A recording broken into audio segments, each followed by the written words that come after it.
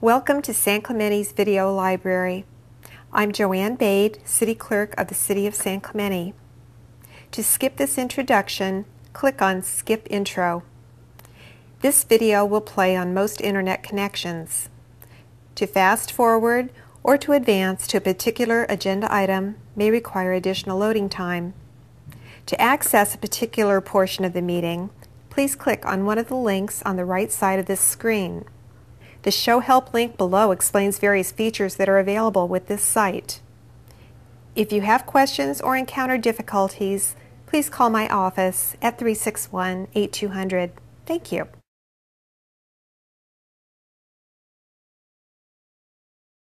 I'd like to call to order the Planning Commission meeting of January 22nd, 2014. Welcome to you all, and Commissioner Kaup, will you please lead us in the Pledge of Allegiance? Join me in the pledge to a great flag. I pledge allegiance to the flag of the United States of America and to the republic for which it stands, one nation, under God, indivisible, with liberty and justice for all.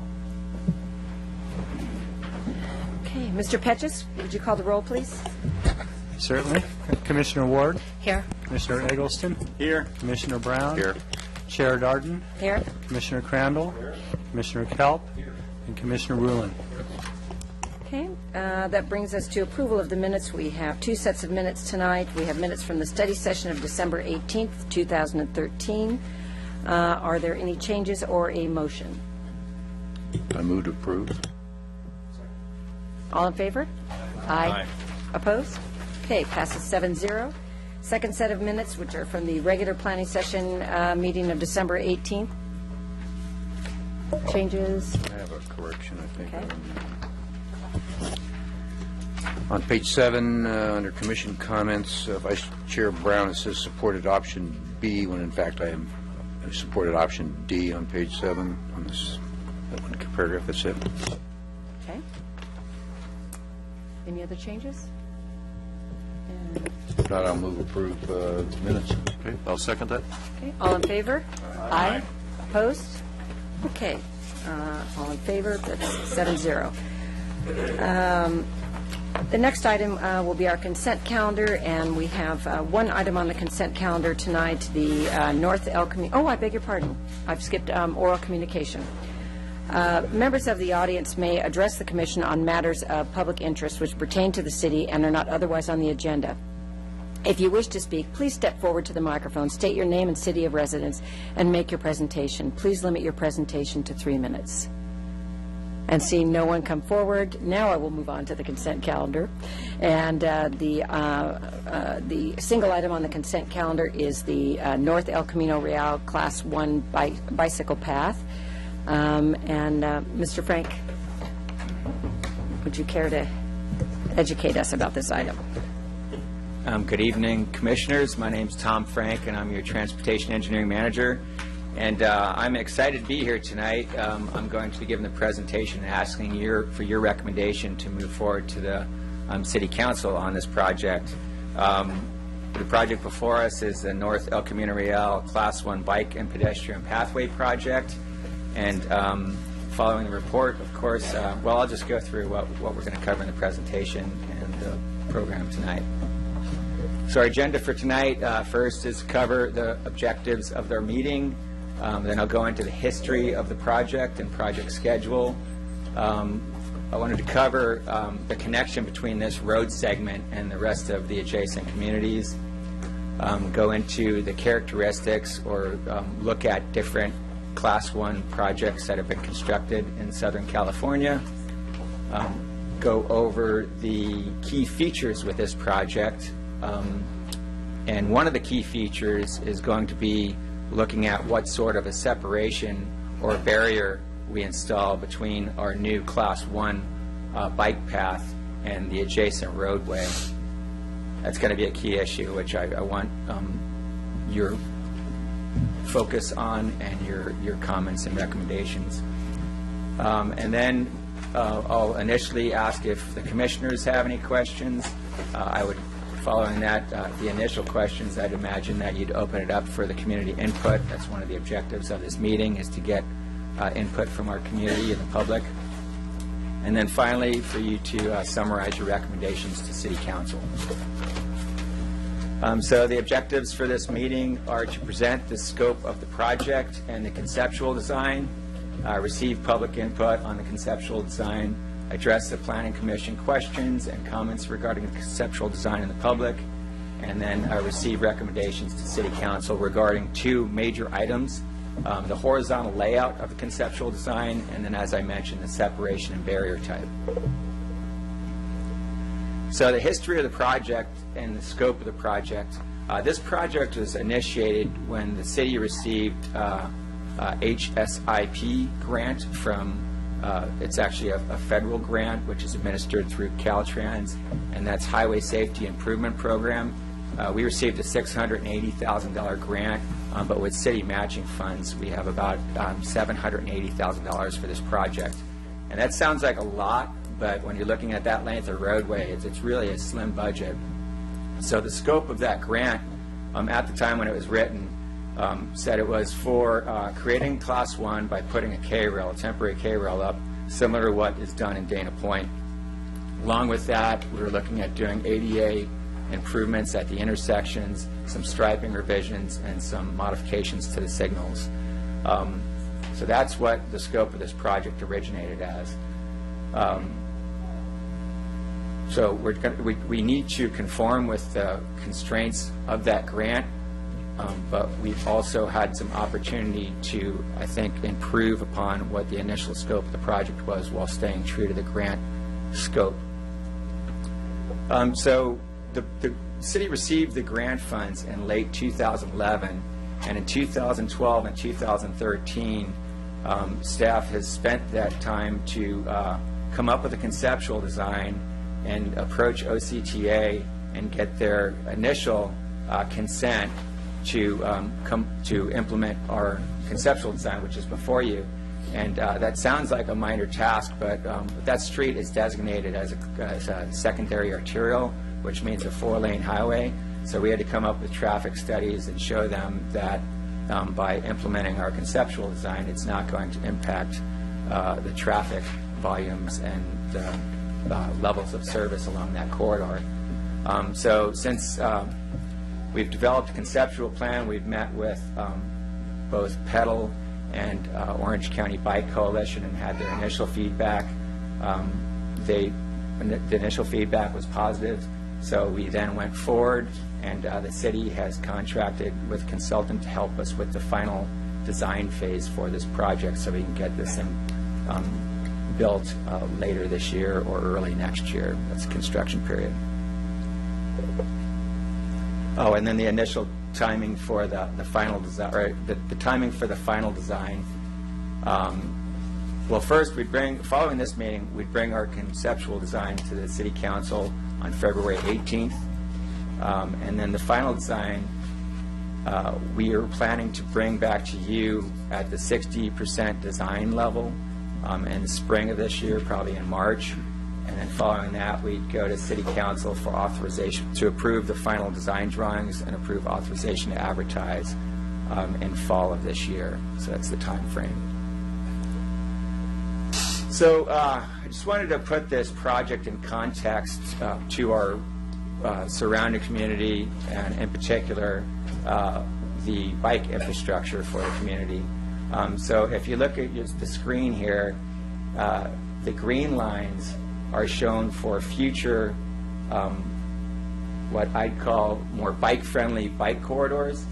And most bicyclists, if they had a choice, they don't like a lot of vertical deflection. They rather travel along a flatter terrain. So the green lines there are basically on the one towards the right on the screen is Avenida Pico, and that basically runs from the inland portion out by Talega to the coastline.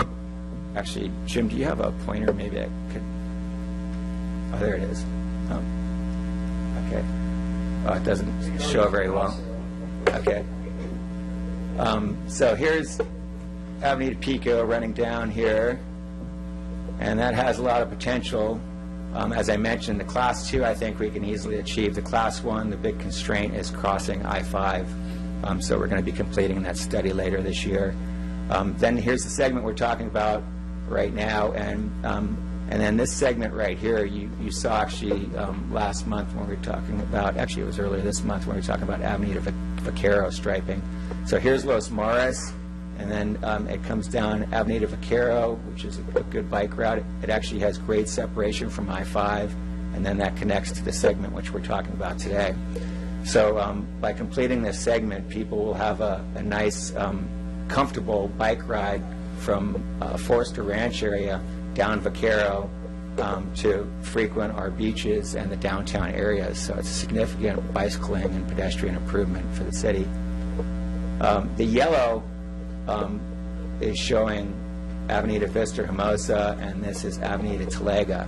And this is a terrain challenge. So this is a bike corridor, but my guess is if we had bicycle infrastructure along the green corridor, most bicyclists are going to use that pathway to get from the east towards the west and vice versa.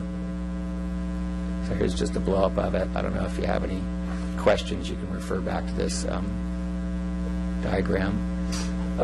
Just wanted to mention the recent restriping on Camino de los Mares. In the study session, I explained that we're planning to do similar type of bike buffers on Avenida Vista Hermosa and try and really improve the bike corridors throughout town. And what we're able to establish here is we're just trying to create greater separation from the vehicles from the bicycle infrastructure. Here's the characteristics of a Class 1 bicycle path and pedestrian pathway. Essentially, the minimum width for it is 8-foot width, but they also ask that you have 2 feet clear on each side. And then there's a minimum of 5-foot separation from the adjacent roadway, and that's what we're really going to focus on tonight. There's different ways to achieve, or there's different things to do with that separation. So here's just some examples of some Class 1s or really wide sidewalks that I'm not sure if they're defined as formal Class 1s, because as I mentioned, you need 2 feet of clear space on each side. So if you have a landscaping like a plant or something within that 2 feet, it doesn't qualify as that 2-foot clearance. But here's a stretch. So the 2 feet is more of like a shoulder. Correct. Like yeah. road, okay. Right. And so if you have an 8 or a 12-foot pathway, that would then classify as a Class 1 because you have the minimum 8 feet plus the additional 2 feet. So here's a wide pathway or a Class 1, and this is down in the city of Carlsbad. So my point of showing this is when you have the space, you can do a lot with it. You can create a lot of separation and make a really comfortable pathway. Also note that in their separation space, they're using a curb. Here's one down in the city of San Diego along the Bayshore Bikeway pathways. I thought this is an interesting picture because it shows that not only are the people using the Class 1, but the gentleman going in the other direction is choosing to use the Class 2 on the street. Here's a Class 1 in the city of Encinitas, and this is separated by something which is pretty similar to what we're proposing in our conceptual design. The space between the roadway and the Class 1 is separated by a curb and then a median space between that. You probably recognize this. This is the Class 1 in the city of Dana Point, just to the north of us. And I've heard it called the Gauntlet and other things, but it's what we have to the north of us, and I know it's very well used. Here's just a different view of the Class 1 bicycle pathway, and then a view looking towards the south from Dana Point looking into San Clemente. Here is a Class 1 within the city of Solana Beach, and you can see there's separation between the Class 1, but pretty much they filled in that separation with concrete, and then it goes into a landscape space, and that landscape space actually goes less than 5 feet, but then they have some compact DG next to it, so that's how they get their 5-foot separation. But that was constructed 5 or 7 years ago. And it's fairly popular. But also, as you're going to see here, there's a lot of users using the Class 2 running along this corridor. Here's a Class 1 within our city. That's Avenida La Plata. And you probably want to remember that picture because there's no cars on that segment of roadway at this time. But when that opens up, you're not going to see that too frequently. That's going to become a much more used roadway segment. So just note the condition. That is a Class 1. There's 5-foot separation there between that Class 1 and the curb face. And it looks pretty arid right there. Tom, on that picture, is that compacted granite? Yes, it is. Between the roadway and that, similar to what's in our staff report? That's correct. Okay, and that's roll crusted? It's crusted, right. Okay, thank you. And here's Avenida Vista Hermosa. If you look to the left of the picture, that's also a Class 1. That's between Veracruz and La Plata on the northern side, going down towards the sports park. Here, I showed this picture because I thought the landscaping nodes, although it's not beautiful landscaping, it did add something, and it looked better than the Class 1 that was on La Plata. And note it's separated by curb and DG with a little landscape node. And then here's the wide sidewalks, which a lot of people ride their bikes on with their families out.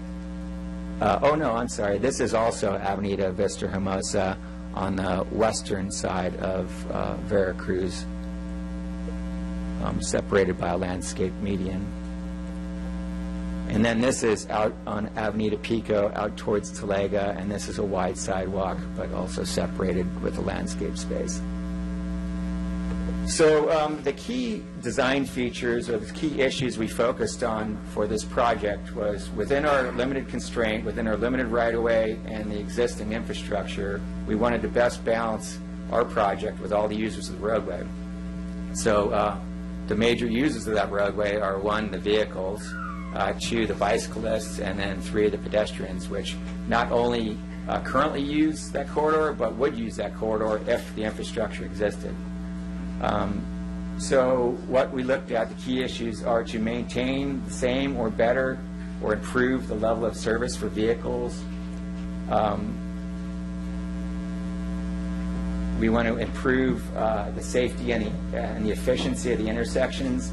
And the way that we can do that, and I'll show you once we get into conceptual design, is by doing curb extensions, and we reduce the walking distance for the pedestrians. And it doesn't sound like a big deal. Well, actually, it sounds like a big deal to me. But when you reduce that pedestrian crossing space or distance, it improves the safety for the pedestrians. But not only that, but it improves the efficiency for that signal, because the longest phase for a signal is the pedestrian crossing phase. And so when we reduce that crossing space, we actually will be providing more green time to El Camino Real. So not only is it a safety improvement, but it's an efficiency improvement, which will benefit the vehicles as well. And the way you can think about that issue is along Avenida Pico in the morning during when high school drop-off period exists. What really is causing the congestion, it's at Presidio and Frontera, that intersection there. It's when we get pedestrians, which is a good thing, but it makes it difficult for the signal cycle. So if you notice, that's really, besides I-5, that's really where the congestion originates from in the morning hours and during the pickup as well, or when school lets out. So also we looked at implementing Class 2 bike lanes in each direction and implementing, of course, the Class 1 bike path. And I'll show you an example of why we need both types of infrastructures on this segment. In addition, if we have the room, it's good, and I'm sure even in Dana Point segment, you notice that there's a lot of pedestrians using that pathway. So where you have the opportunity, it's good to separate those, so it lessens the chance of collisions and improves the safety for both of those users. And then lastly, we wanted to provide or allow for future improvements along that corridor. Sometime when funding is available, we have some visions to look at different intersection control, and there are other things that if we had the money, we'd probably do a little differently. So the plan before you tonight will facilitate future improvements along that corridor. So I have a video here that I wanted to show you. Let's see, how do I get out of this, Jim? And show.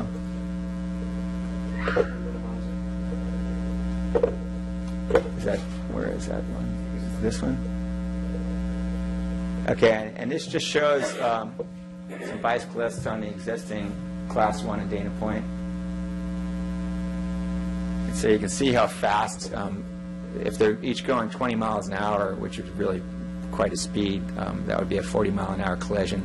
So Pete will probably talk about this issue, maybe Brenda will, but if they had infrastructure, the vehicular style bicyclist would probably choose to ride along the roadway segment and not in Class 1.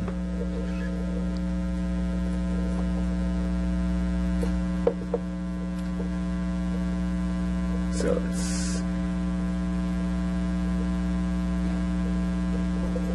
okay, so here's the existing conditions of our roadway segment, and then getting into the details for the conceptual plan in front of you. And I actually printed out a new hard copy of the conceptual plan and handed it out to each of the commissioners. There were some minor revisions. Yeah, there were some minor revisions at the intersections, mostly in regards to striping and to the elevations as well. We do, yeah.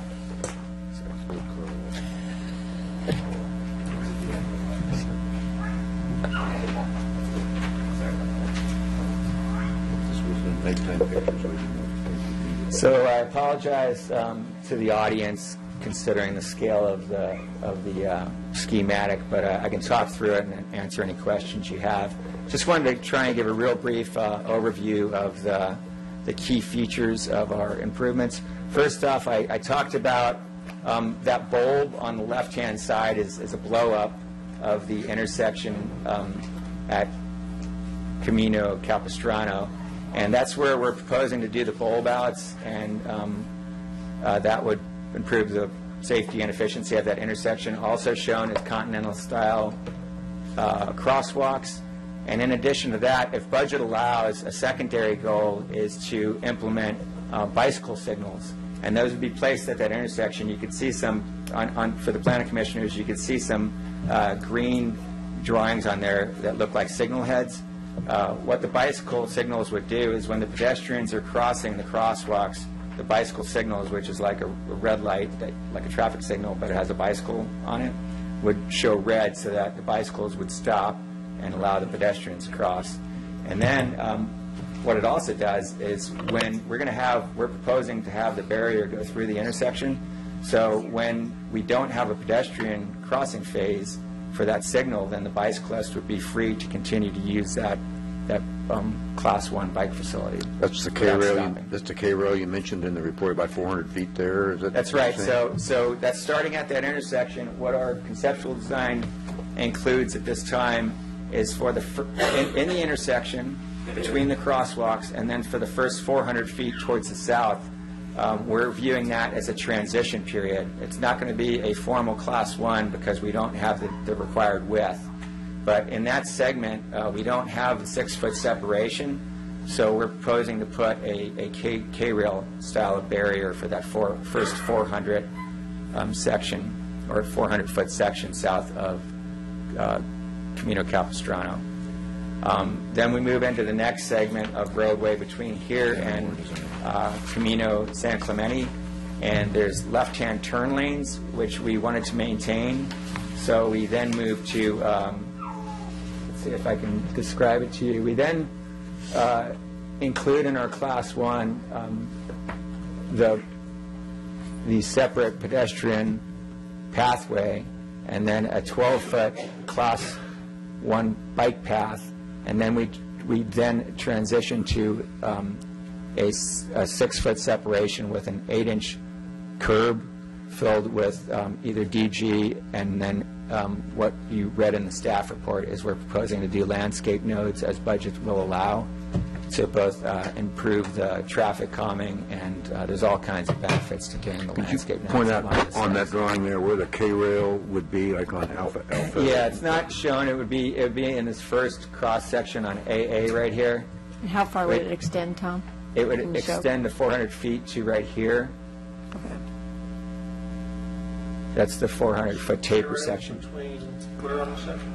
A and B almost. On the section, it should be here. It's described as 2. The 2-foot median. Right.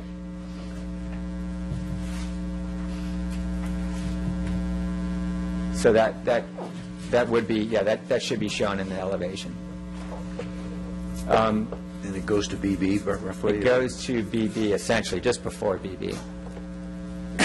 So where we get where it transitions to where we get the 6-foot separation, and then where we have the 6-foot separation, then we're proposing to put in the barrier being a 8-inch curb for the median and 8-inch curbs on both sides. Is it a rounded curve or a vertical? Well, on the road side, we're looking at doing a vertical. On the Class 1 side of the median, we're looking at doing a mountable dike or rolled, which is softer for the users of the Class 1. Great. And then continuing on to Camino San Clemente, we'd be implementing new crosswalks so that people coming down San Clemente, like the junior hires and people in that community, then could get access to the Class 1 or the Class 2. And this would have bike signals on it as well. And then we move further south. So then we have an elevation section, CC, which shows the cross sections and the lane widths for that segment. And then moving down to the next segment is, and just to get your bearings here, this blank area with the terrace drains, this is Marblehead. So this is where, well, hopefully that provides some sense of bearings on where you're at with that road segment. So as a condition for the improvement of that development, they're required to widen that segment of roadway by 8 feet. So we actually get a little wider width, and with that extra width, we are proposing to increase the width of the 5-foot Class 2 bike lanes, which is, in my opinion, an absolute minimum for a Class 2 bike lane, to 8-foot bike lanes, and then also increase the width for the pedestrian pathway from 6 feet to 8 feet. So, and I believe, I'm really confident that this is going to be a very popular pathway, and there's going to be a lot of pedestrian use. So I think that's best use for that additional space. And then we make our way down to the southern end of the project where it transitions or ties into Avenida Estacion. And again, we're in this transition point, it's going to be a transition zone where we don't formally meet the definition of Class 1, but it's needed to match the existing conditions. So we're looking to end treatments to try and show that it's a changed condition and the riders need to slow down. So along like the frontage of where Pete has his bike shop here, we'd look to do some sort of a pavement treatment if we have it within our budget to just show that conditions are changing, slow down and take note along with the additional signage. Where does the pedestrian path end? I notice on FF here you just have the bike path, and then so the pedestrian phases out somewhere. It does. It phases out right about where this curve is, and then it becomes, it transitions into just a joint use walkway or pathway. So because of We don't lose it. It becomes a joint. It's separate. There's no separation. So the bicyclists and the pedestrians will use that space. Either a sidewalk or a bike path. Well, it's a multi-use path. Thank you, Peter. Yeah. Well, it's not by definition, but it's essentially a wide multi-use pathway. Yep. And it will be used by both pedestrians and bicyclists. We have 77 feet there. I was wondering why, what takes up the place where the pedestrians were? Because actually the street widens from 67 to 77 from Well, Section we E have to to- transition back. It's the extra lanes. At this intersection, we need to transition back to 4 lanes, 4 travel lanes, 2 lanes in each direction. Okay. So that's what takes up the extra room. So that's the overview of the conceptual plan horizontal issues. Just now focusing on the separation options, which we have. And I just wanted to show you a few examples of different options or alternatives that are available. So here's a class 1 with an open mix style of DG. To me, that almost looks like just like ground cover. And I can't really look at it close, but supposedly that's DG. So there's different grades of decomposed granite. The decomposed granite, which we used on Avenida Vista, Hermosa, and Lepato, was compact, and I believe there's actually some sort of a topical spray applied, which helped so we didn't have the any kind of aggregate tailing off and getting onto the adjacent pathways. So are you familiar with the DG that they have at the Casa? That doesn't have that spray on the top, so you've got that, you know, the granular. Oh, right, yeah, that's an open mix, right, that's a different type, so we wouldn't be using that. Okay. Because we don't want the debris on the pathway or the roadway. Here's a median with the cobbles in the middle. That's a Caltrans standard. I've also seen cobbles without grout in place accomplished, but I've seen it used quite often. I've never seen any cobbles displaced, but I guess there is that risk. That's getting very expensive, and I have costs that were included that are in a technical memorandum at the end of the staff report, which go into that, and I have it as part of this presentation as well. Here's a guardrail, which isn't the most aesthetic option, and there's also safety concerns with people riding next to it. Here's the typical K-rail barrier, which we have up in Dana Point. And then here's a structural barrier with some artwork and some aesthetic treatment on it. The issue with structural barriers is the more work you put into it, the more expensive. The cost goes up dramatically. So here's the different options which we looked at and the various costs. And I wanted to note, there's a footnote on this, but the concrete barrier with decorative type of improvements, this is a starting point, the $55 linear foot. It really grows dramatically if you get into elaborate type of design. So you could be looking at $150 a linear foot for that sort of a barrier. And that's clearly outside of the budget for this project and not what we envisioned in the scope of the project. So as I mentioned, it's nice if we can include some landscaping into the project. And actually, in our first blush conceptual budget estimates we were looking at, I did allocate a certain portion of the budget for landscape nodes. And the vision for that is we would include the landscaping as budget allows.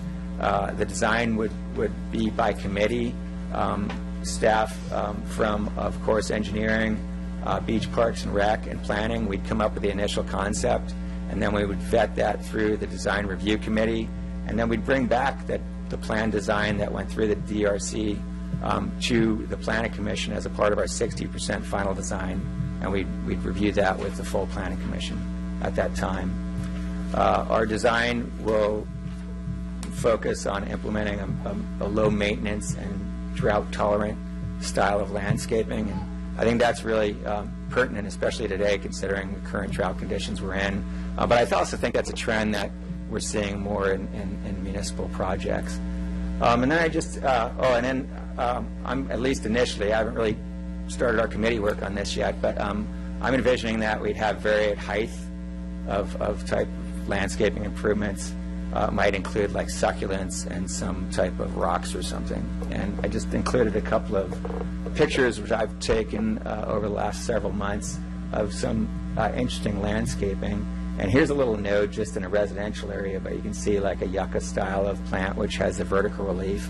And anytime you have a vertical relief in that landscaped or median area, it actually is great traffic calming improvement, and it also provides a barrier for the vehicles from the people in the Class 1. So it'd be good to get some vertical relief if we can. And then also have succulents because they're pretty and low maintenance and require low water use. And then here's just a couple of other examples. These are some landscaping improvements that were completed on some traffic calming improvements in the Cardiff area of Encinitas. And they really went with some drought-tolerant trees. There's actually a tree by these wood posts, and it's a Palo Verde tree, which is like, it's pretty drought-tolerant. They also included some rock cobbles. And then here's an improvement which is in the city of Solana Beach, and this is an old picture, but every time I go by this, these succulents have grown up and matured, and it's a really beautiful, it doesn't really look that pretty in this picture, but it's a really beautiful improvement, and it's something to consider. So we're going to be working on those landscape nodes and bringing that back to you for your review. You envision in some of these nodes, then you put in some irrigation systems Yes.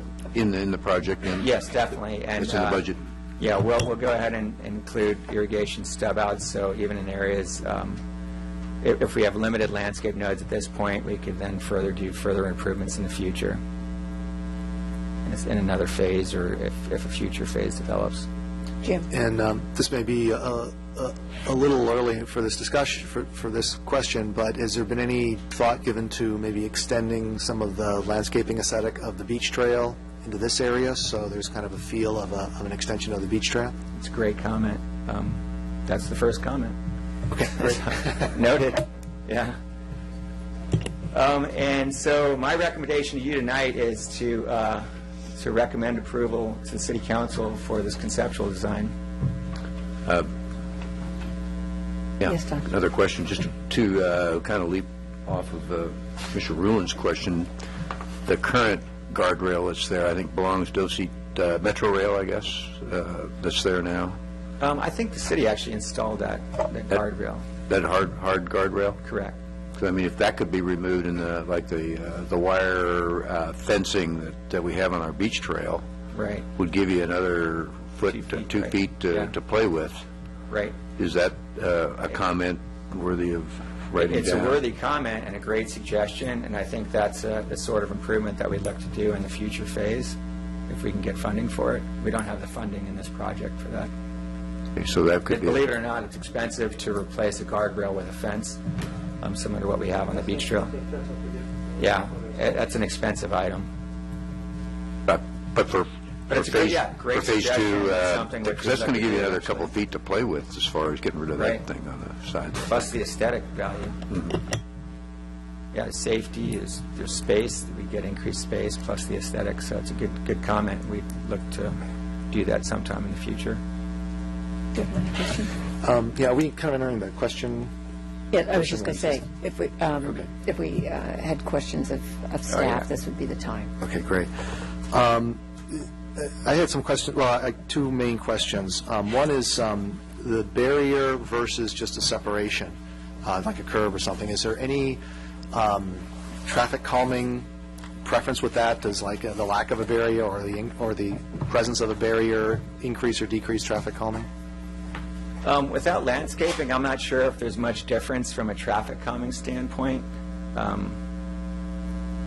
So the barrier, the K-rail barrier or a structural barrier is definitely your safest option.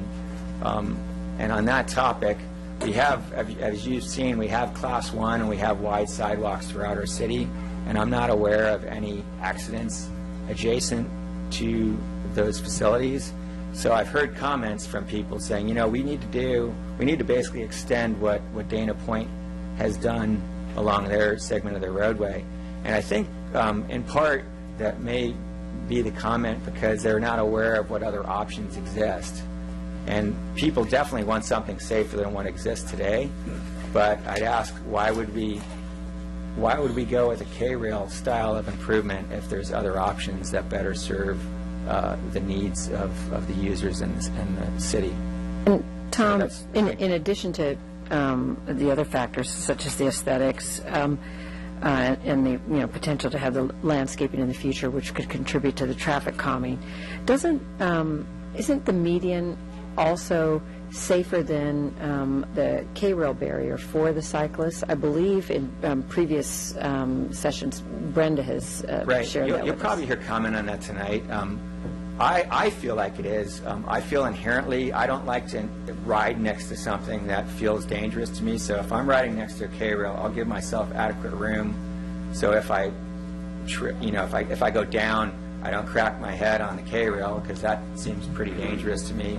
So I'll separate myself from a structural barrier like that. So I think personally, I think you're going to hear a lot of comment on that tonight. I think it's an individual preference. But I also heard from people is that they feel like people could also run into a curb, and it may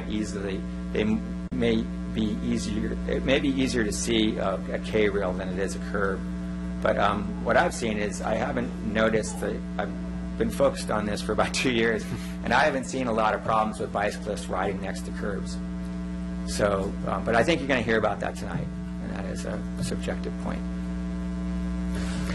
I also had a question about the essentially the dual Class 1, Class 2 bike paths that's part of this proposal. Is the only reason for that to avoid the situation of the video that you showed of someone trying to pass and when someone else is going slower? Yeah, it is to provide separation and a space for vehicular bicyclists to ride that are riding. I'm guessing. I mean, I can't predict the future, but I'm guessing that trail is going to be really popular. And so in the Class 1 space, besides the pedestrian space, I think you're going to have all different kinds of vehicles using that Class 1. You're going to have scooters, you're going to have strollers, you're going to have people on scooters pushing strollers. And so you're going to get people, if it's really popular, you're going to get people like that you're going to hear from tonight saying, it doesn't feel safe, it's too slow, I want to ride with my friends. And they're going to choose to, at least in our segment, use the roadway. Skateboards, yeah, all different stuff. Yeah, all kinds of stuff will be on that pathway. Do we have any, I'm guessing we don't, but in case we do, I wanted to ask, do we have any sort of metrics or studies that show what people's choices are when they're sort of confronted with a Class 1 and Class 2 and where they go, or what type of bicyclists tend to go on the Class 2 versus Class 1 in those situations? I've read studies about preferences, but I haven't seen any like statistical data on it.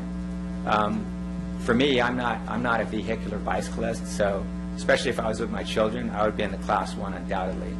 At least until I saw what kind of traffic situation occurs on the road segment. If speeds reduce drastically and it feels safe, maybe when the kids got older, I'd ride on the Class 2, depending on how crowded the Class 1 was. But initially, I could say I would probably be on the Class 1.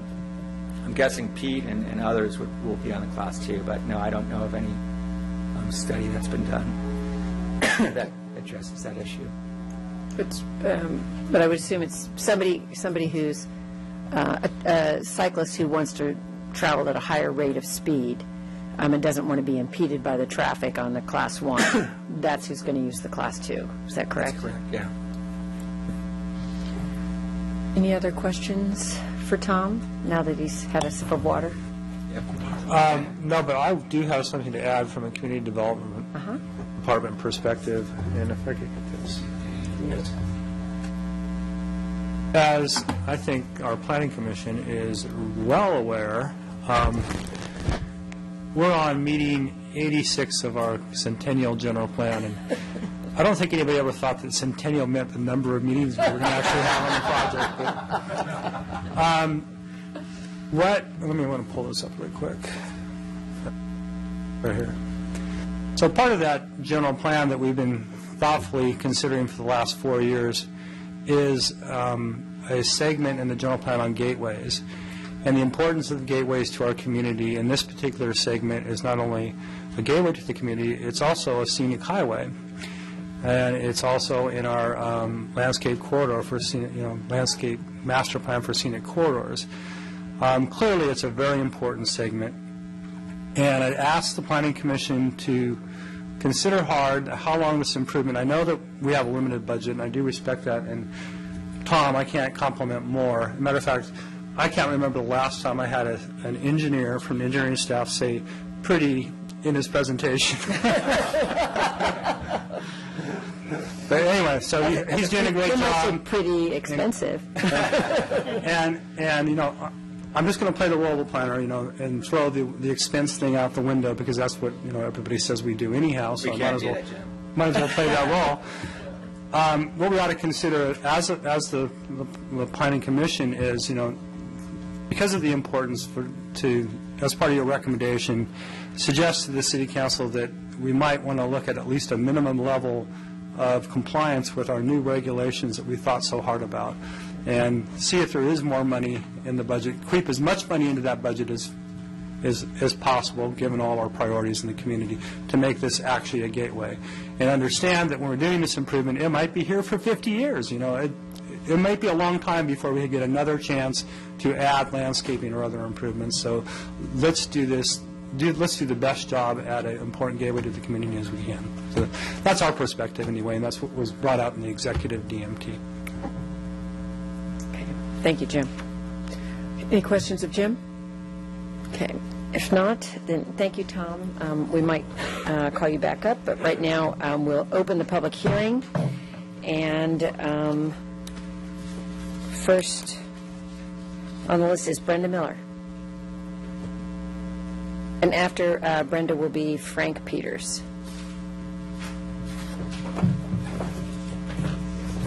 Forgive my my voice. Would you? Is it on here?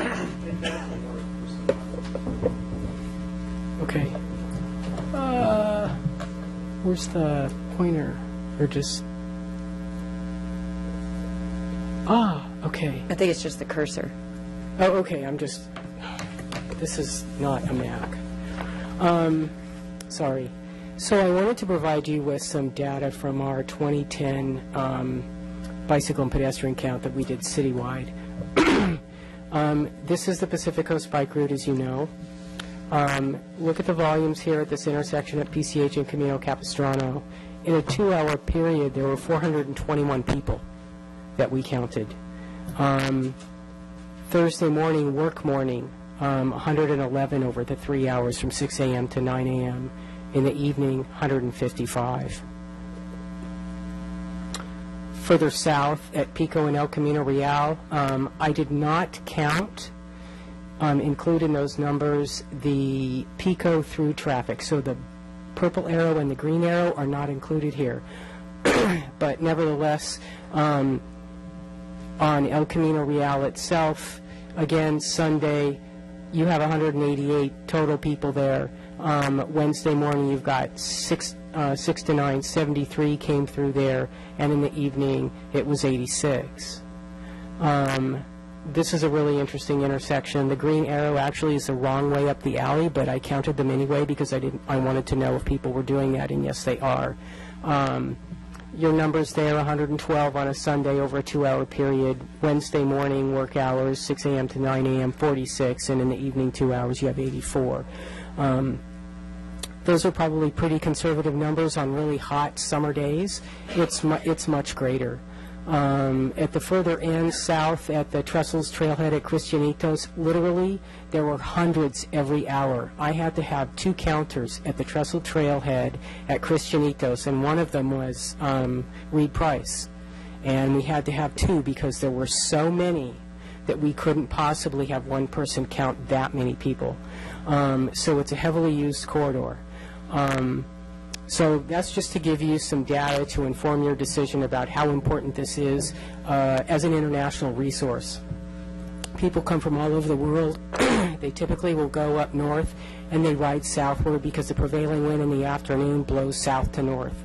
And again, it's a treasure. We need to treat it as a treasure. I fully support what Jim was saying about setting a high standard for landscaping.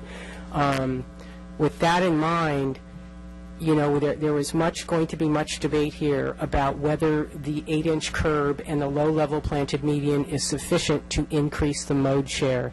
That is it sufficient to make moms and dads and little kids who are learning to ride their bicycles feel comfortable with their entire family gene pool behind an 8-inch curb or behind a 2 or 3 foot K-rail.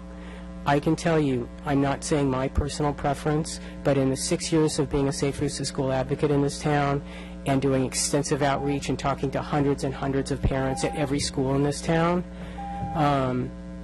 they all say, we want that K-rail and we want it extended.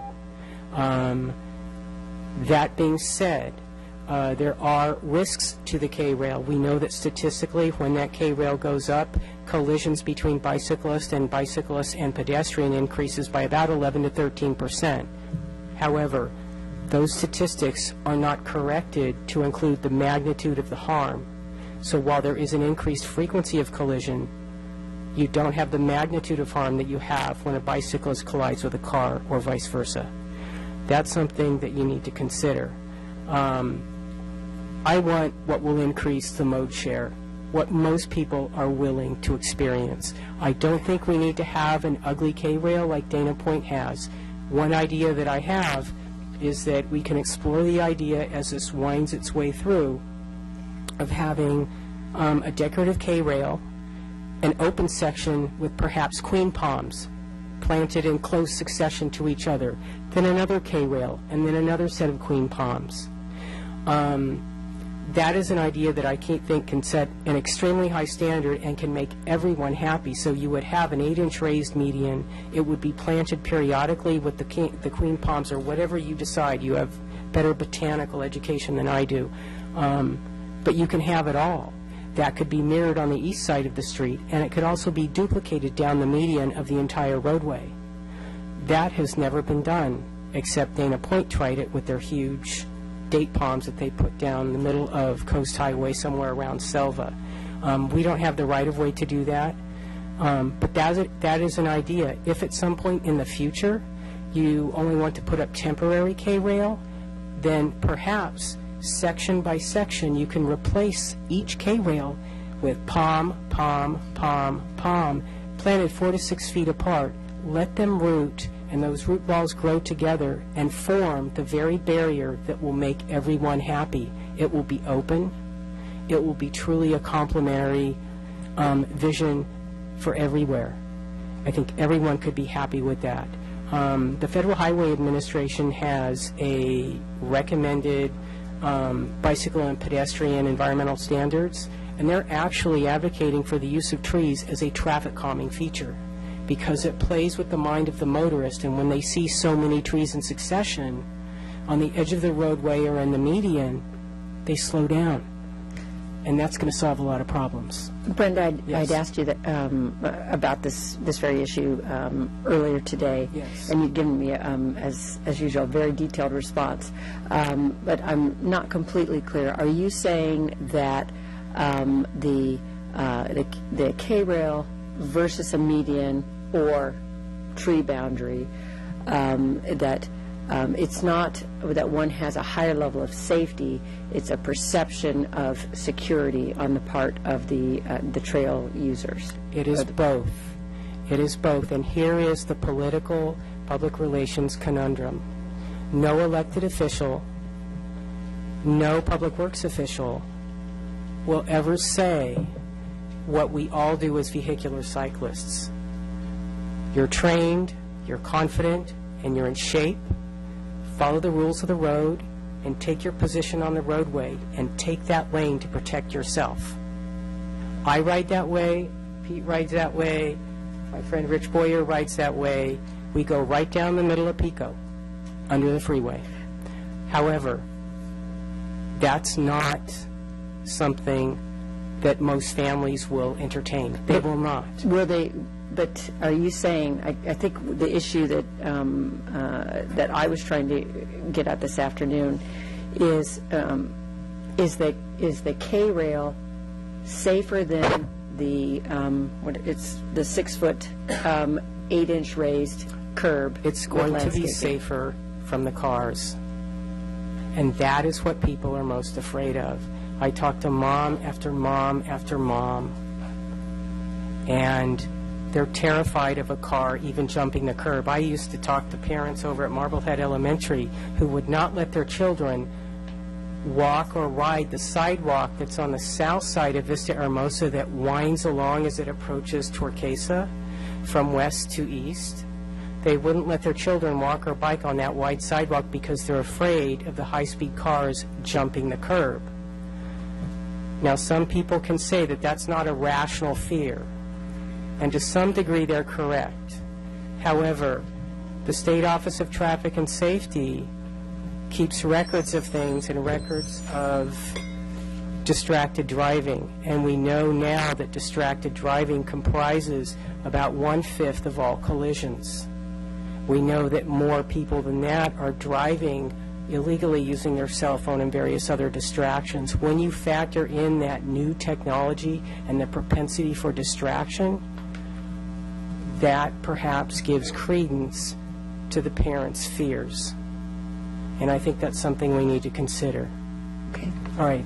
Thank you very much. I apologize for going over. That's all right. Okay, Frank Peters?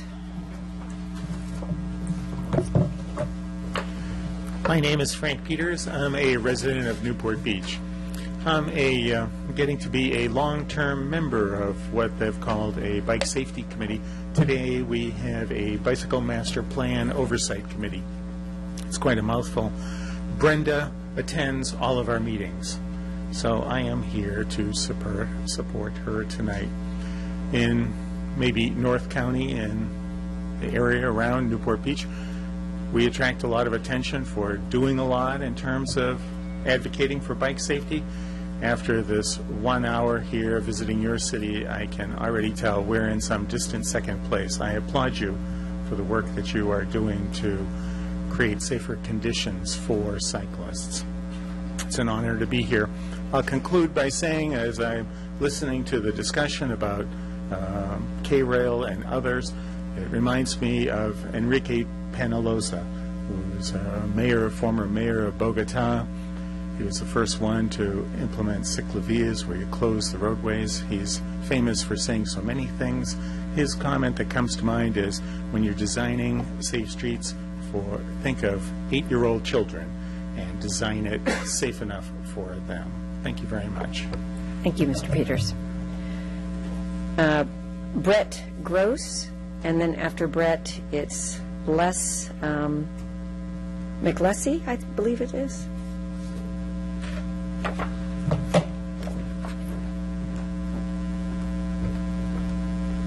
Hi, I'm Brett Gross. Thanks for allowing me to speak. I'm a 50-year resident. Actually, I'm exaggerating by 5 months. Almost 50 years in San Clemente. It feels more like home all the time. The more my wife and I travel, the more we see multiple use of roadways by pedestrians, bicycles, and motorized vehicles, including scooters. And we go, everywhere else in the world, it works great. And I'm so thrilled to see the steps that have been taken in our city to put this plan together on this stretch of road that not a lot of people are comfortable riding. Like Brenda and a lot of others, I'm confident taking the lane because I actually recognize in a narrow stretch, you're better off taking the lane, letting people know you're there, and having them honk at you than you are at the curb and then they try and squeeze by. When you get down at PCH and they're doing 45 miles an hour, some sort of a median. I'm not smart enough to pick. I'll let you guys figure that one out. But some sort of a median is really going to open that up to use by a lot more people. We have the weather, we have the lifestyle, we have the opportunity to get more people into a healthier lifestyle, more families out together doing positive things, spending time together as a family instead of doing this all the time and ignoring each other. And I want to acknowledge the leadership and the vision and the dedication and the perseverance of everybody who's worked on this and thank them and say, go for it, send it to the City Council. Thank you. Thank you.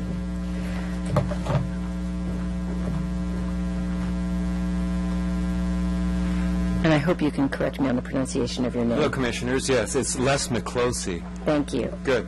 I'm a alternative transportation advocate from the city of Laguna Beach. I'm a resident there. I've been doing the counterpart work that Brenda and Pete and Frank have been doing in Laguna since 2006. But I've come up here more in a capacity of a cheerleader to commend you for what you've attempted to do so far, and believe me, you are light years ahead of what they're doing in Laguna Beach. It's discouraging to be down there and constantly being pushed into a corner and ignored. I believe that Laguna is in some state of denial I can't quite comprehend yet, but we haven't given up. We'll continue to do this because our vision for this is if you give people an alternative and an opportunity to get out of their cars, they will choose that alternative. And what you're doing here is at least providing infrastructure to do this safely. I would recommend that you listen to a TED Talk by Janet Sadiq Khan. She's the mobility coordinator for New York. Under Bloomberg, she made all the transition changes for complete streets that you see in Times Square there. And she has one particular comment that I think might give you some confidence and to go ahead with this. She said that give yourselves experiments. Do an experiment, see if it works, and then give you allowances to reverse that experiment and try something else. In other words, don't go pouring concrete over everywhere and then hope you've got a solution. But do things in temporary fashion, do them experimentally, and then back away from it. If it doesn't work, try something else. So that's my spiel. Congratulations. I think we're really making some changes here that we can maybe replicate in all the beach cities up and down the coast, and we'll all be much better for it. Thank you. Could you spell her last name for us? Mine is M-I-K. Oh, I'm sorry, Jan, for the... Janet Sadiq Khan, yeah. Janet, 2 T's. Sadiq, S-A-D-I-K. Khan, K-H-A-N. Okay, great. Yeah, Thank there's you a hyphen, so it's a first and it's 2 last names. Okay, thank you, Mr. McCloskey. Appreciate you being here. And next will be Pete Van Nuys, followed by Ellie Hammergrant. Good evening, Commissioners. I'll see if I can put together something that's comprehensive from some pieced together ideas here. Praise for all the work that's been done. It's magnificent up to this point. We have a real leader here, and however much he's being paid, he's worth it. Probably more. Yeah. He was hoping you'd say that last part. I know. And the payout will come later on, sir. This will be a world-class facility, and I think you're going to be surprised by the volume of pedestrians, including runners, that this attracts. From an economic standpoint, this is going to be a major resort amenity. It will increase San Clemente's perception as an active vacation destination. You've got surfing, you've got the beaches, you've got mountain bike trails, and now you're going to have this fabulous running facility that's going to connect the beach trail with Dana Point. A tremendous thing happens when you have 2 active areas and then you connect them. It's almost as if the activity goes up to the square or something. I mentioned the beach trail. Were we surprised when the beach trail turned out to be so incredibly popular? Yes. Almost a victim of its own success it is.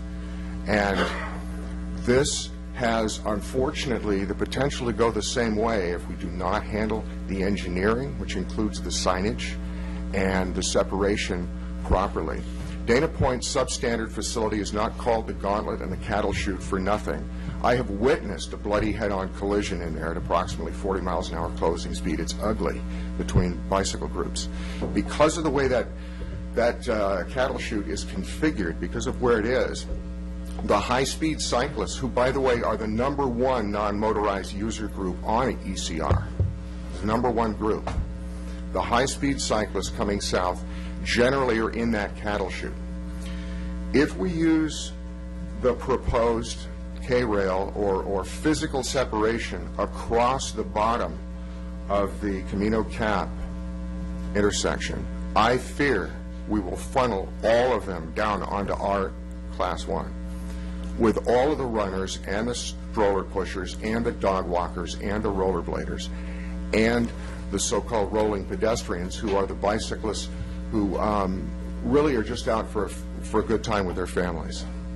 So I applaud Jim's suggestion here that we look for landscape alternatives, and we try to come up with some kind of funding which will produce, one, an attractive gateway, because this certainly is that. Two, something that will differentiate us from the disaster that Dana Point has created.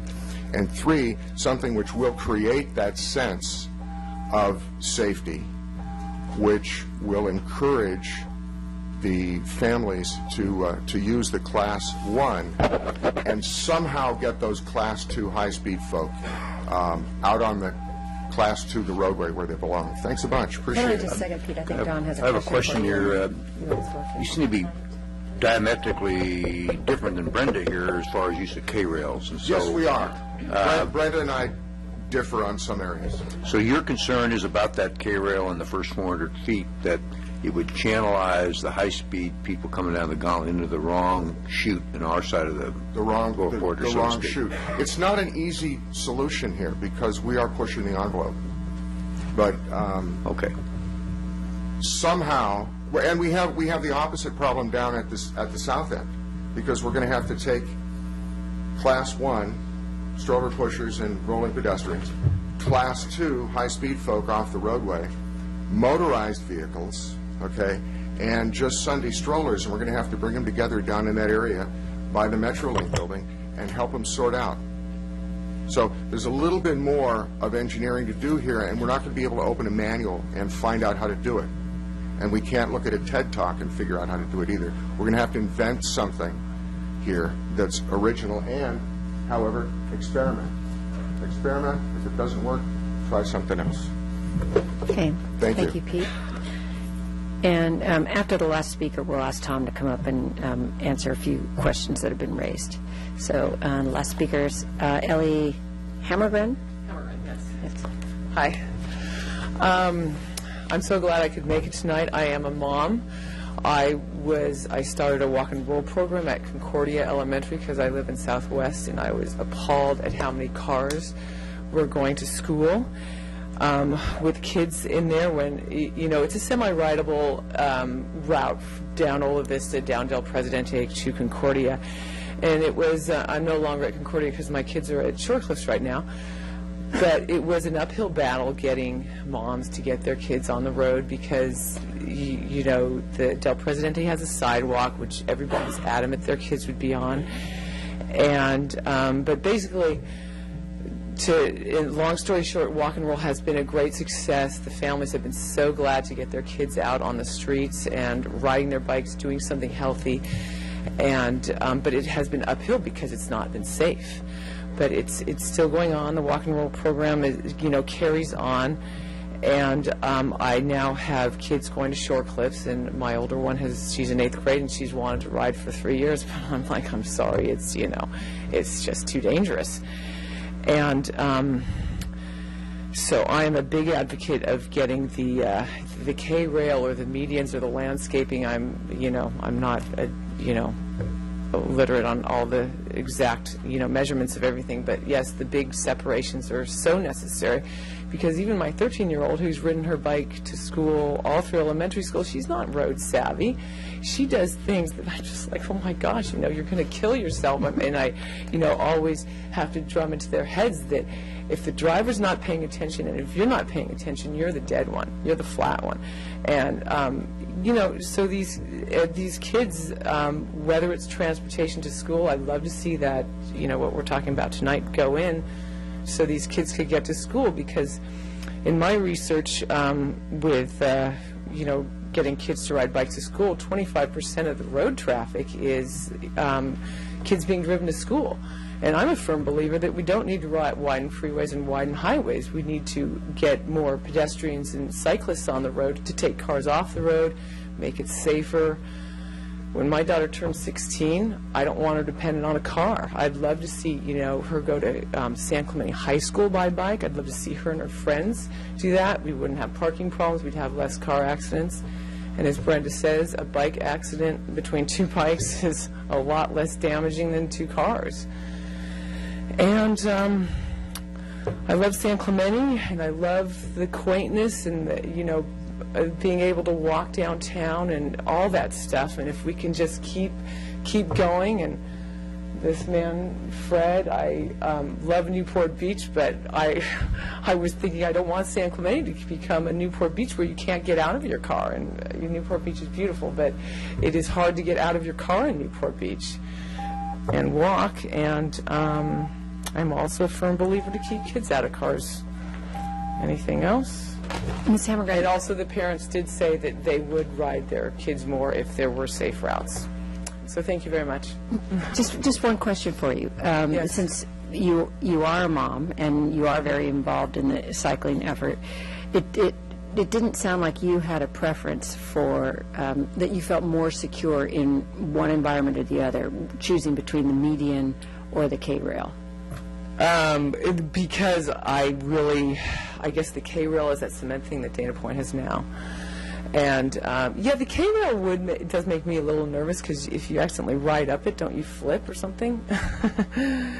I really don't have a preference, because I haven't been educating myself on what you guys are, you know, what you're going to use here, but, you know. The main thing to you is to get that separation. Yeah, get the separation, because, you know, these kids don't pay attention. They don't, I mean, I think my kids know a little more than other kids, because they have been out on the road, and they know how a car will act, and they know what to expect of a car, and, you know, I train them to see the driver and blah, blah, blah. But I think kids need separation, because they're kids. You know, 14, 15-year-olds, they're still kids. They are like 8-year-olds sometimes. You know, and I want to say one more thing, that I do know tons of moms who are for this, you know, separation. But if you had your meetings at 9 a.m. in the morning when all the kids are at school, but, you know, because they're all with kids at home, and there are tons of them who want this separation, but because their kids are smaller, they can't be here. So Okay, thank you. Thank you very much. Appreciate it. It looks like we have one more speaker.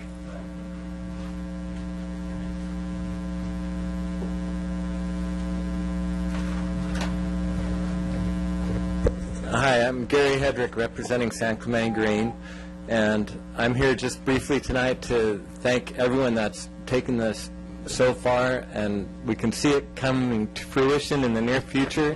Whatever form it takes, I know it's going to be beautiful, and mainly I just want to express my appreciation to everyone that's made it such a beautiful project, and I'm sure my wife and granddaughter will all be enjoying it, because we look for good, quality, safe places to ride that there just aren't enough of them. And this is really what we had in mind in 2007 when we formed San Clemente Green, was so that more of these things would come to fruition. So we're here just to lend our support and hope it goes all the way real soon. Thank you. Thank you. Okay, would anybody else like to step forward? And Richard? Okay.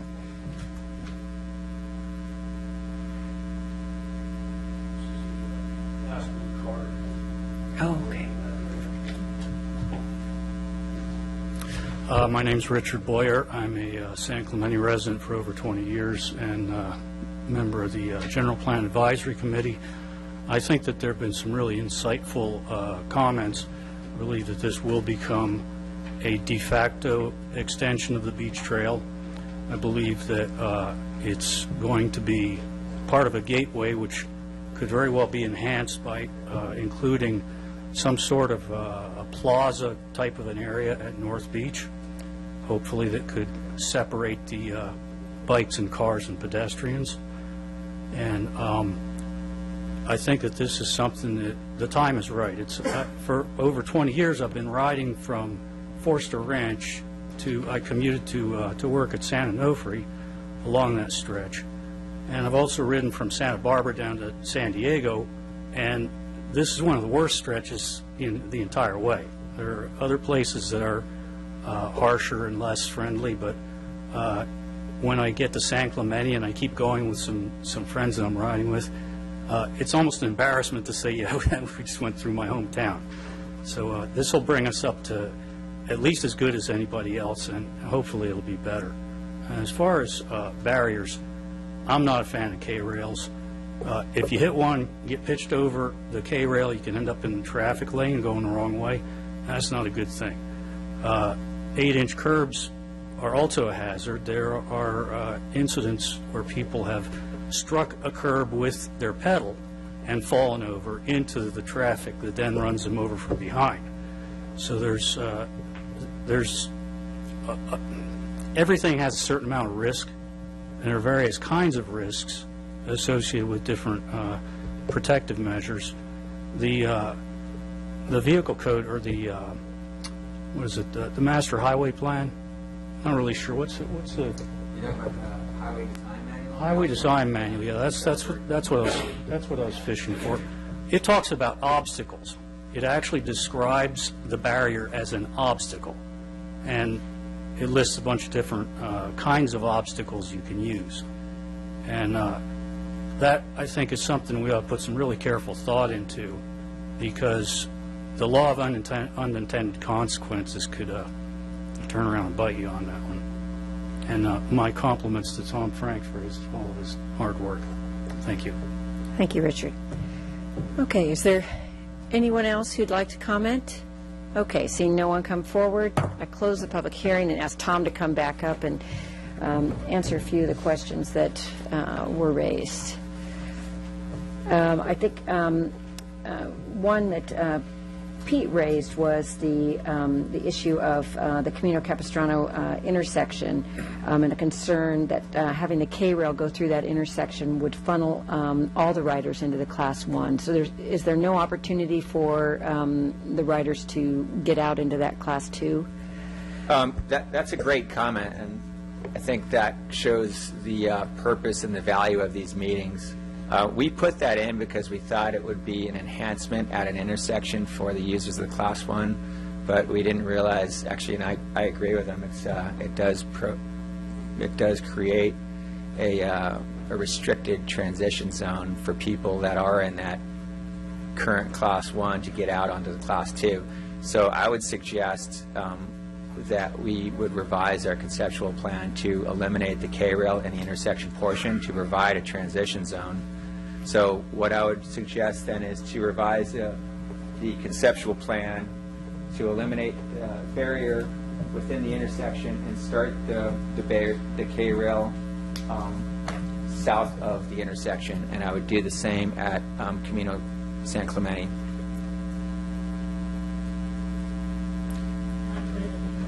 Correct. And just to also mention, when you start K-rail, when there's a space in front of a K-rail, you need to provide for a crash cushion. Mm-hmm. So it's not that it's not so simple to just stop K-rail and start a K-rail, stop K-rail and start a K-rail.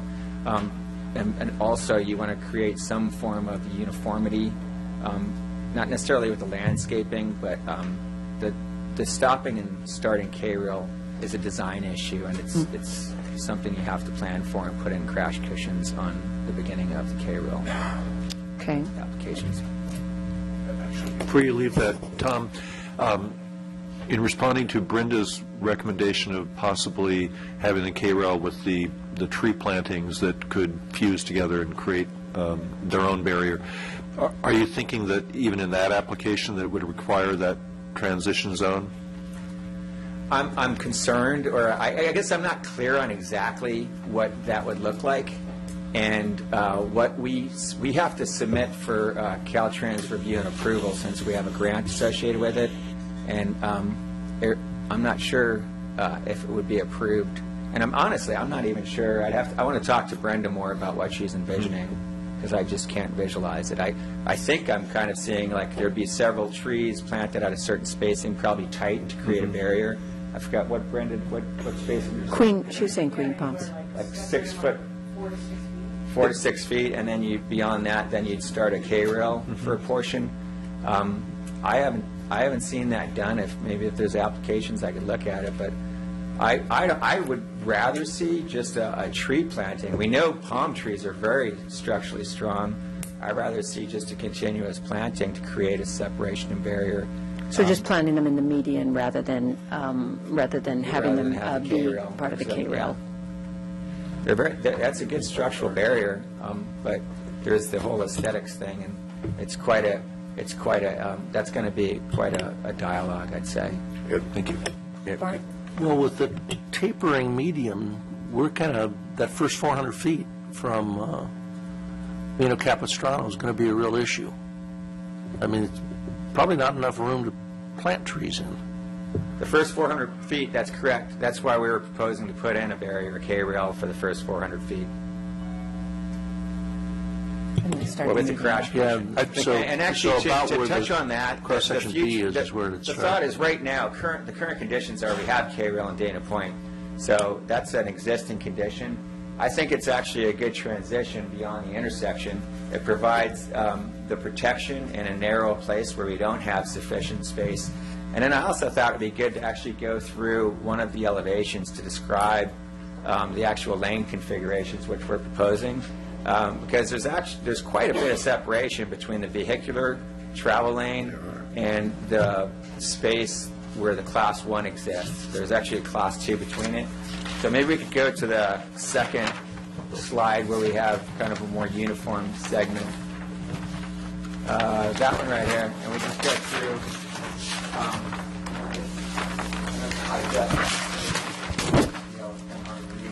I believe the cross-section starting from the west side up against the railroad right-of-way shows an 8-foot... So, I'm sorry, is this DD? Are we at... This is section DD. Okay. Delta, 5 feet. So it shows an 8-foot pedestrian pathway, and then you get into your Class 1 bike path, and that's shown at 12 feet. So you have, let's see, that's a 8-foot with 2 feet on each side, and then you have your median, which is shown at 6 feet. Then you have at that location, that should be I think it's, I can't really actually read this. 8 feet. Small font. It should be 8-foot bike lane. An echo. Right, Yeah. exactly. And then a 10-foot travel lane, a 3-foot striped center line or median, a 10-foot travel lane in the other direction, and then an 8-foot Class 2 bike lane. And then he's on echo. Adjacent to the curb, you have the sidewalk. Yeah. So if you look at the separation between the vehicles and the Class 1, you not only have the barrier space, that 6-foot space, you have the 8-foot Class 2 bike lane. Yeah, 14 feet to get. Yeah, 14 feet. Plus, and then actually before where the bicycles are going to be riding, you have the 2-foot separation from that median. So it's 16 feet.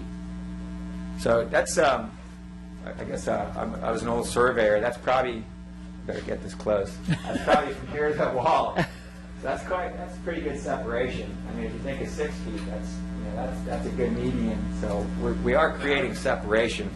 The second point I did want to highlight is with our conceptual design, it can facilitate either the DG median or K-rail. So either way, whatever's decided on at the end of the day, the conceptual design can accommodate either. Are you thinking where, if we went K-rail, on the 6-foot median, putting it down the middle so you could have landscape both sides? I think if we went K-rail, I would stripe the 6 feet. With no planning whatsoever? No planning, at least for this phase. I mean, Or would you hold it to one side and have 5 foot of planning? No, I think I would put it right in the middle of the 6-foot separation, because you have the people riding on the Class 2 aren't going to want to fall and hit it. Like I mentioned before, if you envision riding next to a structure, you don't want to be near it. Right. So they're not going to want it closer to them. They're riding at high speeds. If they go down, they're going to really hurt themselves. But aesthetically, what I hate about the Dana Point one is there's no break from concrete paving to concrete K-rail, and that's what makes it the eyesore that it is. And if we get some kind of softening of that, it would be wonderful. And Brenda obviously knows tremendous amounts from on bicycle infrastructure and especially users and everything to do with bicycles. I commend her for that. I'm not quite as sold on the comments from people saying, I need a K-rail. I think, as I mentioned before, I think they're saying that because they're thinking, what are my options? My options are as it exists today or as it would exist with a K-rail. I see people riding bicycles on many Class 1s with families The question of you design a roadway considering, an 8-year-old's perspective, I agree with that. I have an 8-year-old. I wouldn't let my 8-year-old go from my house, travel down the roadway, and get in this Class 1 without me being with her anyway.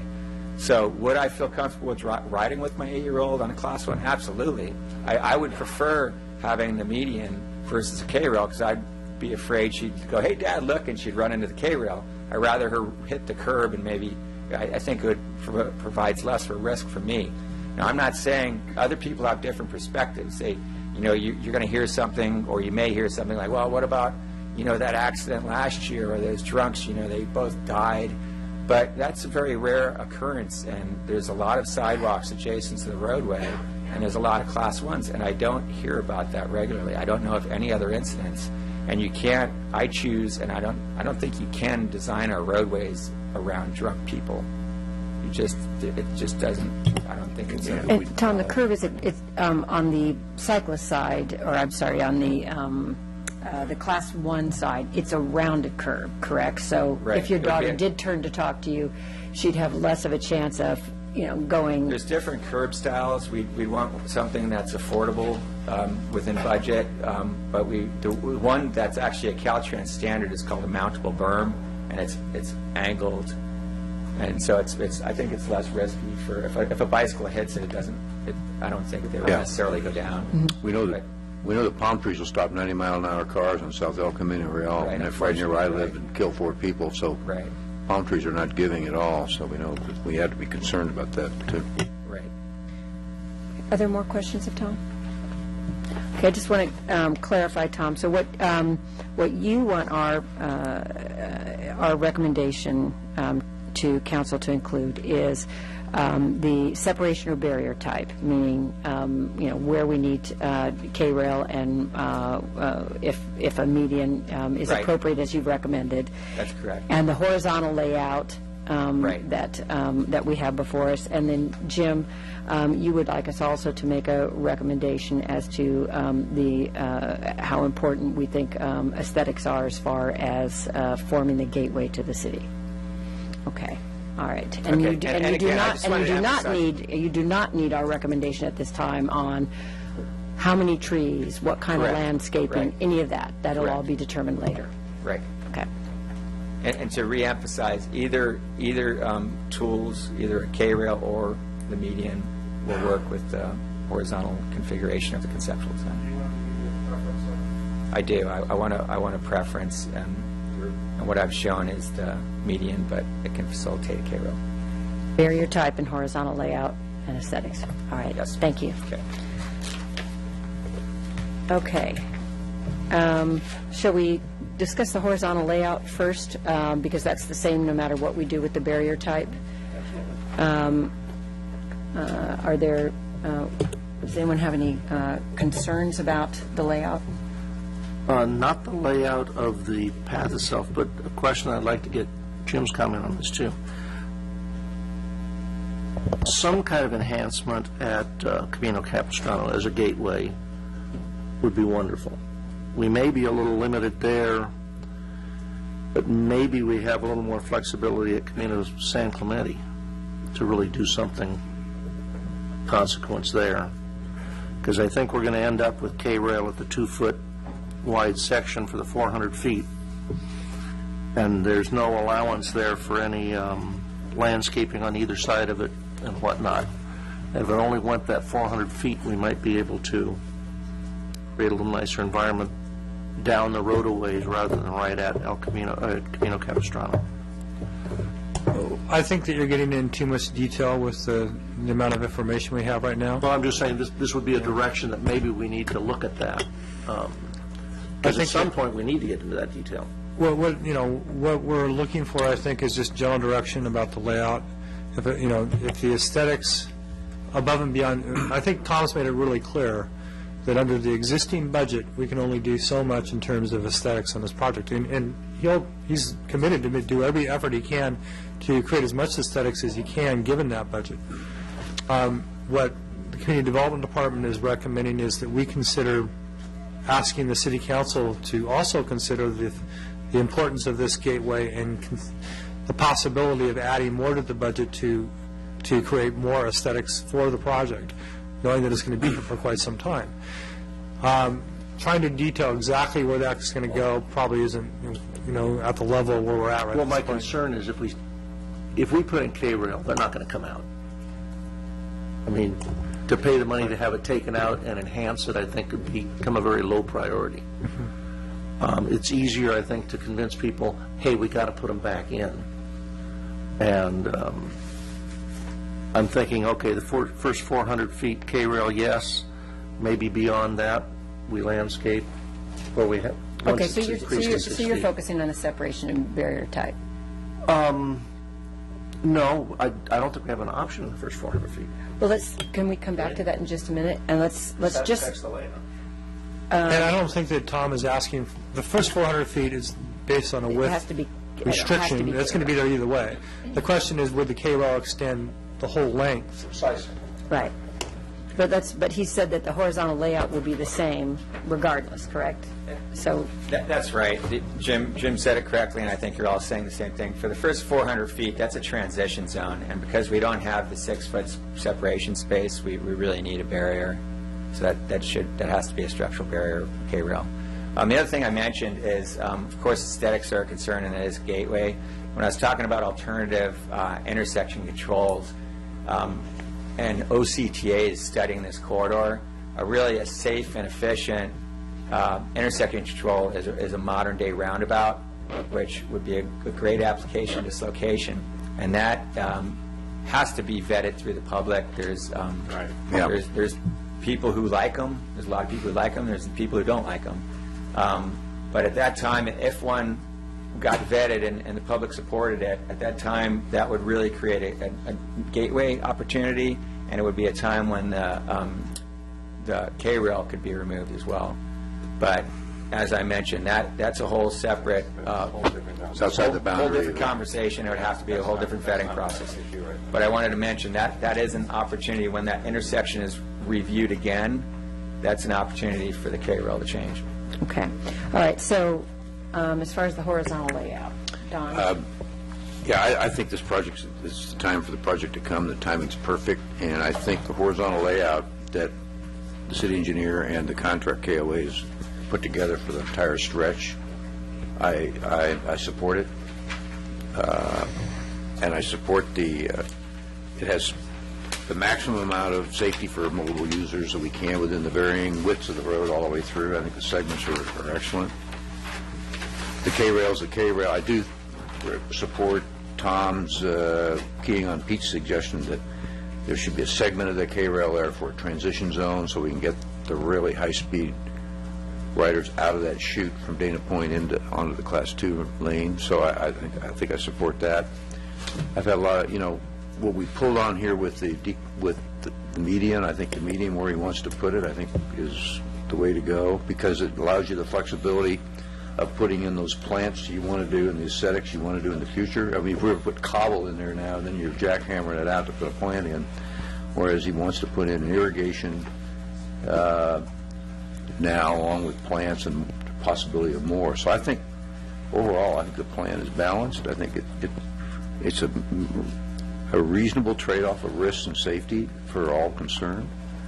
And, I mean, anytime you get on the roadway and you're on a bicycle and you're competing with a 3,000, 4,000-pound car, I think this applies the appropriate separation within what we own and what we control and what we can make use of. And I think it's a great project. We should move forward with it. And I would support the additional recommendation for, gateway considerations along the entire stretch, maybe a defensive depth on that or something like that, because of the space constraints right there at the pier entrance. Jim, on the horizontal issue? I actually have two concerns on the horizontal issue. I should probably mention I'm very excited about the project. Overall, I think it's great. I'm thrilled that we're doing this. But at the concerns I have, one is at the very south end when everything sort of comes into a dual use, the dual use bike lane, pedestrian path. If we look at our sheets, it actually shows 3 essentially 3 bike lanes and no pedestrian lanes. And we need a better separation. If you imagine people coming out into that, funneling into that, other people entering into both the pedestrian and the bike path from there. There's some ambiguity and difficulty. If you put the 8-year-old test on it, you know, would you trust an 8-year-old coming off the bike path to avoid what they need to avoid, and similarly finding the right bike path. So I think that's something that we need to. I think we need to keep the separation between the pedestrians and the bicyclists. However we do that, it may mean moving those 2 different Class 1 and Class 2 bike lanes into a single, say, Class 1 bike lane first, and keeping that pedestrian path, for instance, just as one possible way to look at it. The other concern I have with the horizontal is actually the fact that we've got both the Class 1 and Class 2 bike lanes together. I like how much space we're dedicating to bicycle and pedestrian. I think we should certainly keep that. But there's an assumption that we're making that the vehicular bike riders, the faster bike riders, are, as a whole, always going to choose, and they're going to know to choose the Class 2 bike path versus the Class 1 bike path, and many probably will. But I wonder, you know, we don't seem to have any studies, we don't have any real ways to look, you know, like a lot of other people who've done it this way and it's worked this way or it hasn't worked some other way.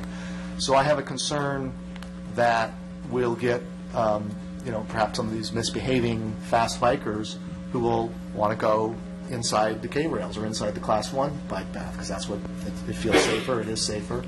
So what's going to happen to the people who are already in there? Are they going to, in the long term, feel like they're pushed out to the Class 2 bike lane by perhaps faster bikers who are in the Class 1 bike lane? I don't really know the answer to that, but I have a worry because I don't think we know that the faster bicyclists as a whole are going to take the Class 2 bike lane.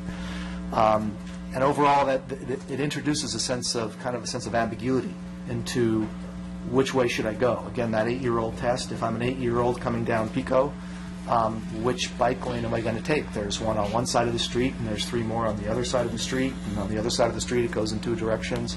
On one side of the street, the other side of the street, it goes in 1 direction. So how do we handle that? You know, with signage, or, you know, it just feels to me like we're potentially buying a lot of confusion and ambiguity. I don't know, and I guess this is a question for you. Has there been any thought, or have we looked into it all, perhaps one Class 1 bike lane that's 4 lanes, 2 lanes in either direction, so faster bicyclists will always have a lane to go around in that won't be jumping into the opposing traffic? That, you know, that thought occurs to me, that maybe doing something like that might be a better use of the footage that we're dedicating to the bike lanes. Do you want to address that, Tom? Yeah, I can address that. In regards to the Class 1 versus Class 2 users, vehicular bicyclists, they don't like to be slowed down, and they tend to be more experienced bicyclists. So I don't think you're going to see when that pathway gets crowded, you're not going to see the faster vehicular style bicyclists choose that route. They also rather be riding in the roadway, because if there's an obstruction along the Class 2 or the edge of the roadway, they like the ability to actually go out into the travel lane. They actually have the right to do that. If they don't have a free path of travel in their bike lane for whatever reason, let's say a car stalls and it pulls over to the right of the roadway and it's in the bike lane, the bicyclist has a right to ride within the vehicular travel lane. So I don't think I've been watching. You know, I'm obviously a transportation geek, and I watch all the transportation users all the time. I have not seen vehicular style bicyclists choose to take a Class 1 that's really heavily used. They tend to feel comfortable riding closer to the vehicles, and they'll choose that roadway.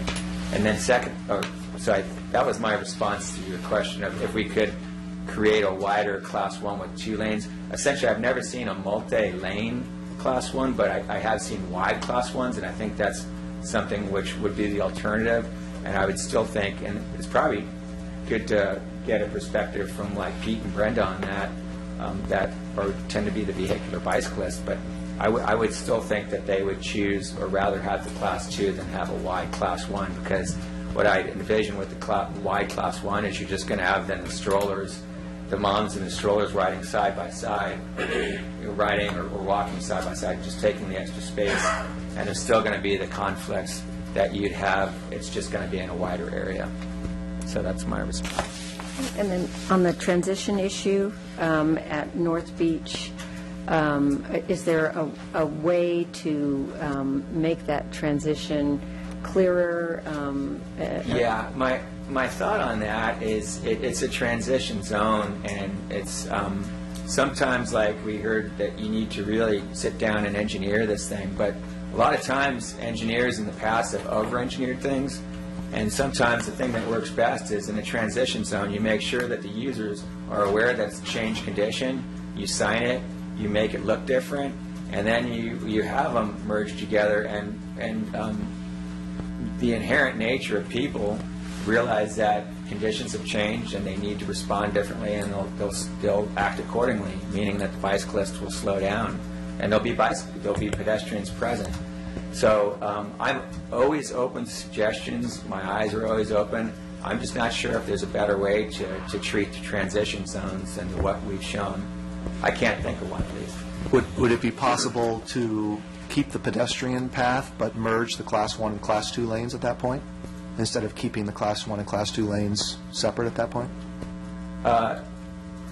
No, I don't believe so, because the Class 2, if you look in this location, is essentially a dashed line, and that also serves as a right-hand turn lane. So I'm not sure how, if we moved that space out, then we'd essentially eliminate that right-hand turn motion, and then you'd have a joint through lane and right-hand turn lane at that location. So we could. I'm not sure if it's the best balance of that space.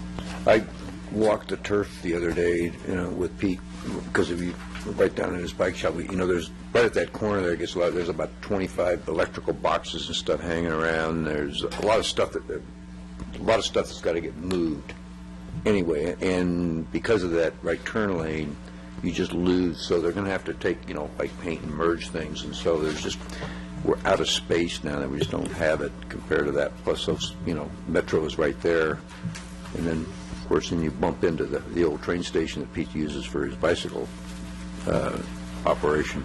So you just kind of run out of space down there when you walk the turf, and it's just tough if you want to choose to keep the right turn lane, which might be an OCTA requirement. I'm not sure, but so it's just kind of tough, Jim. You just kind of things just have to merge down there, and it's just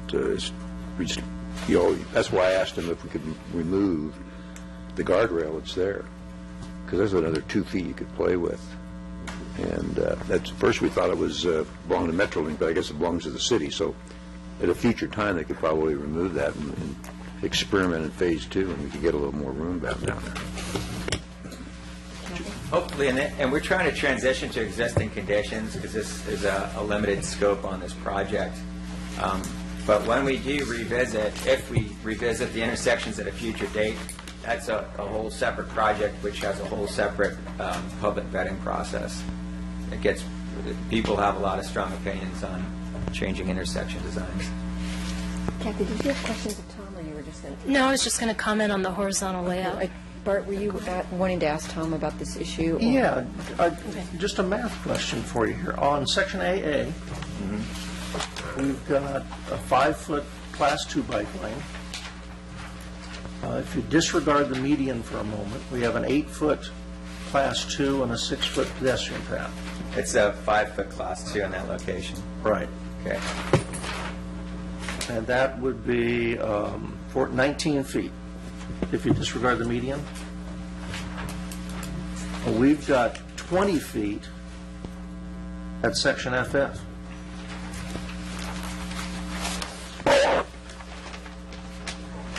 So couldn't we have a 5-foot bike lane, Class 2, an 8-foot Class 1, and a 6-foot sidewalk?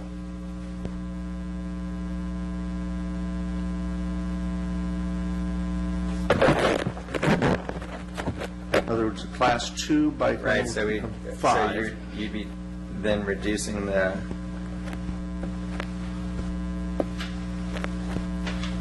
let's see, I'm not quite clear. 12.8. Section FF, Right, we have our 10-foot through lane, which is really a turn lane. Then going to the left, no, we have actually, that's a through lane. The 8-foot is the turn lane. says a It's bike kind of a lane. It says a combination. bike lane. Yeah, but actually, if you look on, it's a combination. It's at the intersection, the bike lane turns into a dash line. Dotted, yeah. And the vehicles use that as a right turn transition. We still have 12 feet. We still have 12 feet. Right. So hold that up, Don. You're looking at the old. Well, looking at, again, you've got 12 feet. In your stack is what you got, whatever your house is. Yeah. Just got 3 cars, which is the right number. Well, I still understand, we still have 12 feet for the class 1. Right. Not in class 1. Not in the class 1. No, but there's, There's 12 feet. And we've already said on section AA that we can accept 8 feet as a class 1. So that would give us a 4-foot sidewalk, which would Oh, well, we could solve the problem. choose that. It's a plaza area. I thought it might, we could separate them. I'm thinking because they're going to the crosswalk and there's going to be a lot of mixing regardless, that that transition zone, we wouldn't want to separate them. So we could do that. Yeah, as long as that's an option. That 12, it's an option, yeah. Okay. I don't think people adhere to it anyway, but we could stripe it like that. Well, it would just probably dissuade people from riding their bike on the sidewalk section. Possibly. I'm thinking of your 8-year-old bumping into people, or people bumping into your 8-year-old. If they, if it's striped in a certain way, then at least there's some clue there as to what people are, where people can go. it sounds like that might be an option to It's an investigate. And that's something you can Yeah. develop in That's the true. next We design can, phase. and we'll take that comment and we'll evaluate it as part of the final design. So, yeah, that's, Now, Kathy? You want to talk about the horizontal? Okay. I'm okay with the horizontal layout of this bike path, with the suggestion of Tom of deleting the K-rail in Camino Capistrano and Camino San Clemente, those intersections. right. And then I think you mentioned at the end at Estacion that you would do pavement treatment to tell riders that it's definitely changing and Right. slow it down, and just extra care there. I'm sure you'll do that Right. with whatever you come up with when everybody blends to the end, and maybe Yeah, the signage, sidewalk right. option, but yeah. So I'd be interested to see what you do on that, but And you'll I'm see for that that. at the 60% level when we bring it back to you. Okay. Michael? Yeah, I agree with Kathy. I'm basically in support of the horizontal design. And I first of all want to say it's pretty impressive sitting up here, and I know that Brenda has taken all of us kicking and, kind of dragging our feet and kind of led the way, led the charge. It's pretty impressive when you got folks from 2 other cities here and commending the ability and the forward-thinking direction that we're moving here in San Clemente. I just have to say that I'm very impressed with that, and thank you, Brenda. And thank you, Tom, because I think we have the perfect storm. We've got an engineer who knows pretty, and so I really just think that's important to get that in there. So I really thank all of you for a number of years worth of really, really diligent work and bringing us along.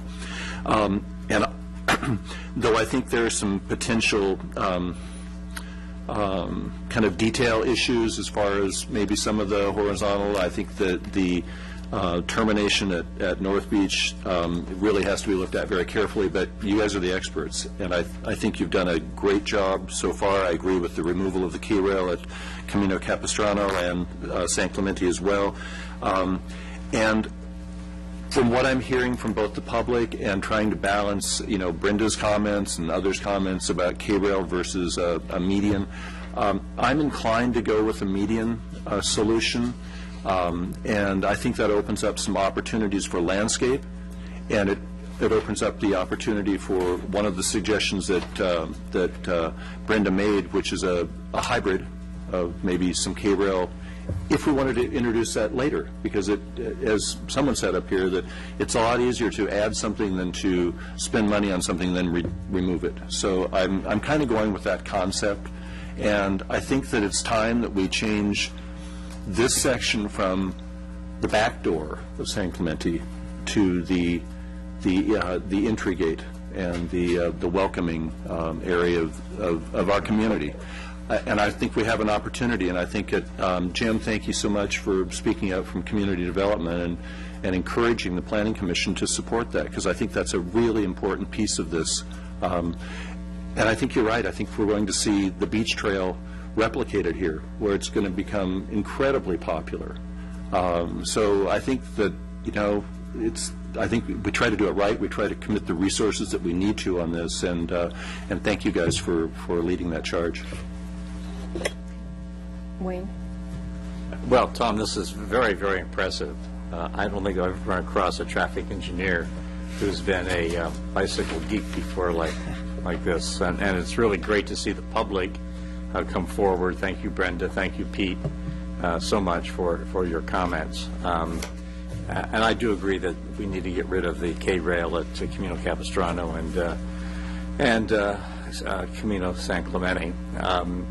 And Jim, yes, we do need to think more about landscaping in this area and to really make it a landscaping gateway into the city as we come in. So I'm very supportive of it with the tweaks that we have all said before. So. And Bart? Ditto. Okay. Are we going to now talk about what type of barrier? Okay. Yeah, what I just wanted to do was just take a straw vote on are we all, I'm sorry, how many of us are in support of the horizontal concept as is, with the understanding that staff will look further at that transition at Avenida Estacion. How many are in favor of this concept? I'll say right. Yeah. Yes. And I'm in favor of the concept, but I will say I have the reservations that I expressed before, but I think this is far too necessary a project to not be in support of it because of that. So. Okay. All right. So 7-0, our recommendation to council is that they approve the horizontal layout with the removal of the barriers through the two intersections that were mentioned. All right. So then moving on to the separation and barrier type, several of you have commented on that, but Kathy, I know you haven't commented on that. What is your thought on that? Well, I ride this road, and I hide behind the K-rail, whereas my husband will just ride in the bike lane on the roadway. I think I'm comfortable with the 8-inch curbing, with the caveat that I think I would feel much safer with more adequate planting on it, palm trees along. I think it would be better, if the beach trail plantings are beautiful, but I'd like to see some palm trees in between that. I think that would make me feel like there was more of a separation. So I'm okay with the curb. So landscaping is not just important for the gateway, yes, but it would give you a greater sense of security. It sure would. It would make a better separation, I think. I'd feel more comfortable. Okay. And I actually feel exactly the way Kathleen does with regards to that. I think that the curb, but with the landscaping, to start to build that up a little bit and give a little more safer feeling to people. Michael? And I agree. Being a landscape architect, I think the landscape is compelling for this project, and I think that psychologically it gives you that the rider, the vehicular rider, are going to be, it's going to be a traffic calming element, so I think that's really important. When you look at the difference between including landscaping, even if we have to increase that budget, versus doing more decorative barriers with the the cost comparison sheet that staff's provided, I think the landscape in the end is probably a much more economical way of solving the problems. Is that a ditto for you? Okay. And Wayne, you're a ditto as well? All right. I am as well. I think that, it's I think it will give that sense of security to the mothers.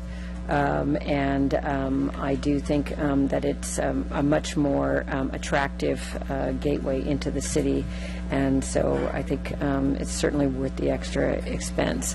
All right, so let's take and you've already expressed how you feel about that, is that correct? Okay, so let's take a straw vote on that. We are all in favor of having, of the staff's recommendation, which is to have the K-rail through that first 400 feet with the exception of the intersections, but to have the median for the remainder of the length, and as much landscape as council can accommodate in the budget, and as much vertical landscape specifically as can be accommodated in order to create a sense of safety and security. Okay, how many in favor of that? Okay, that's unanimous then. All right.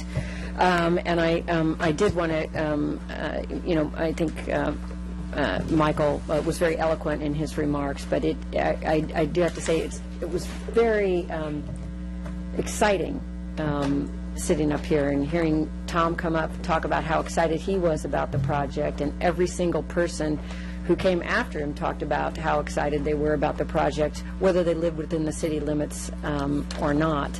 And the only comments that were in any way negative were just nuances about the project. So, congratulations to staff and to Petal and others that were involved in pulling this project together. It's a great job. Very excited to see it. Madam Chair, are we going to take a separate vote or a recommendation on what Jim mentioned in terms of actually recommending that they... Pardon me? I think we kind of folded it in. I think everybody said as much landscape as possible, and as much vertical landscape for a sense of security and actual safety. But I think I heard from most of us, if not all of us, that that this is the gateway opportunity.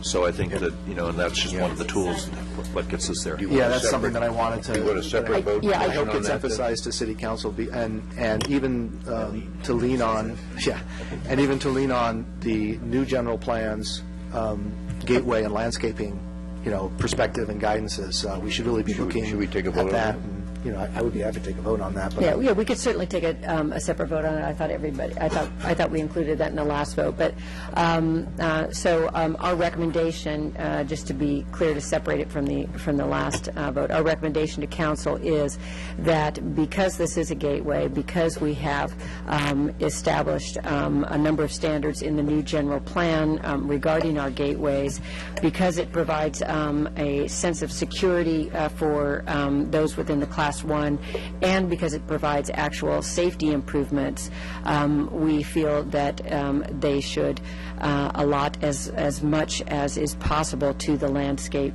throughout this section.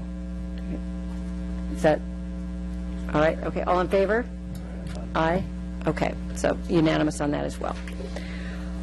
All right. Great, thank you. Thank you. Should we take a quick 10 minutes and come back at about 12 after, and we'll reconvene? All right, so we'll recess.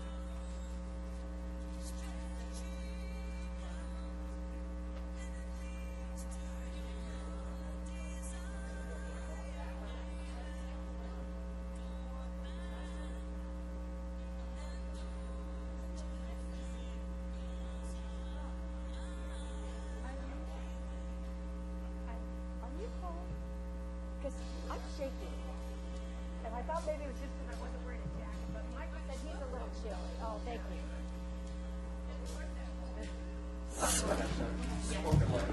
Brought out the additional coat.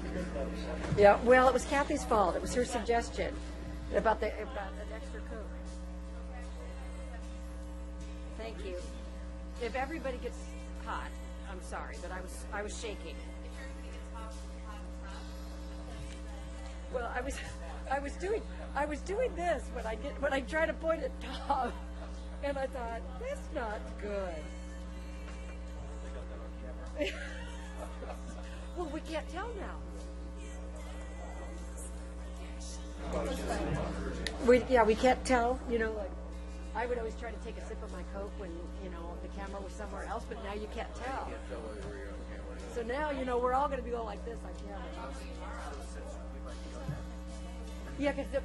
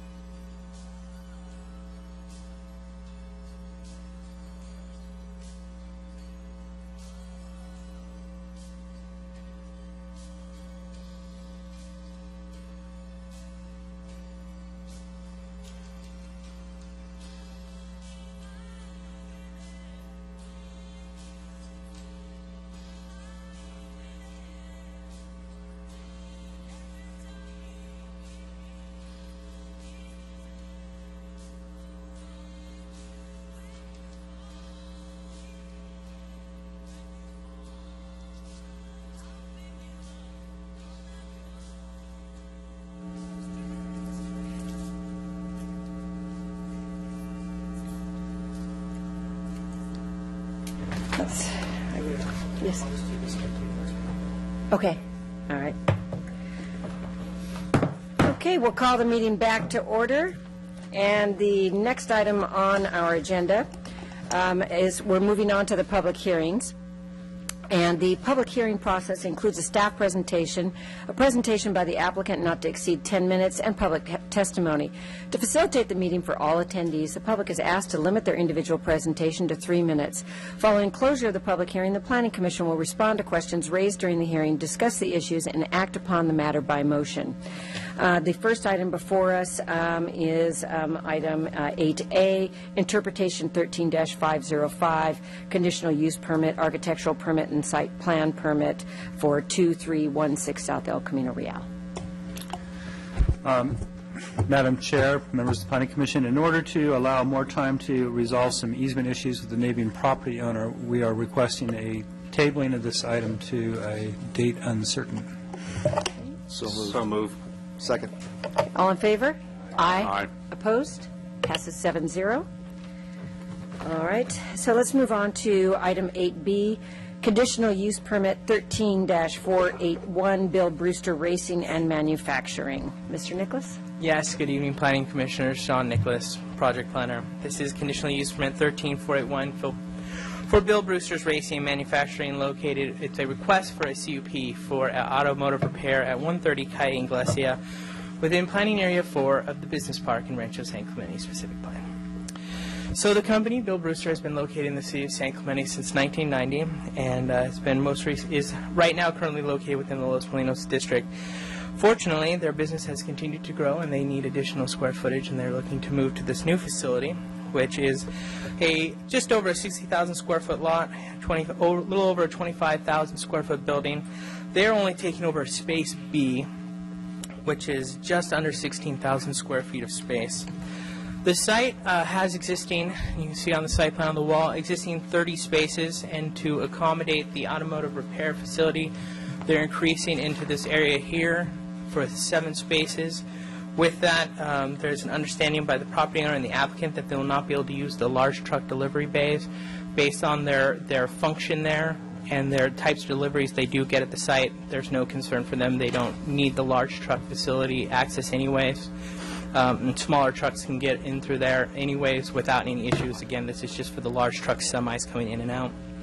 Again, the conditional use permit is only for the automotive repair. All the other uses associated with the business, manufacturing, office, and storage are all permitted by right in the business park.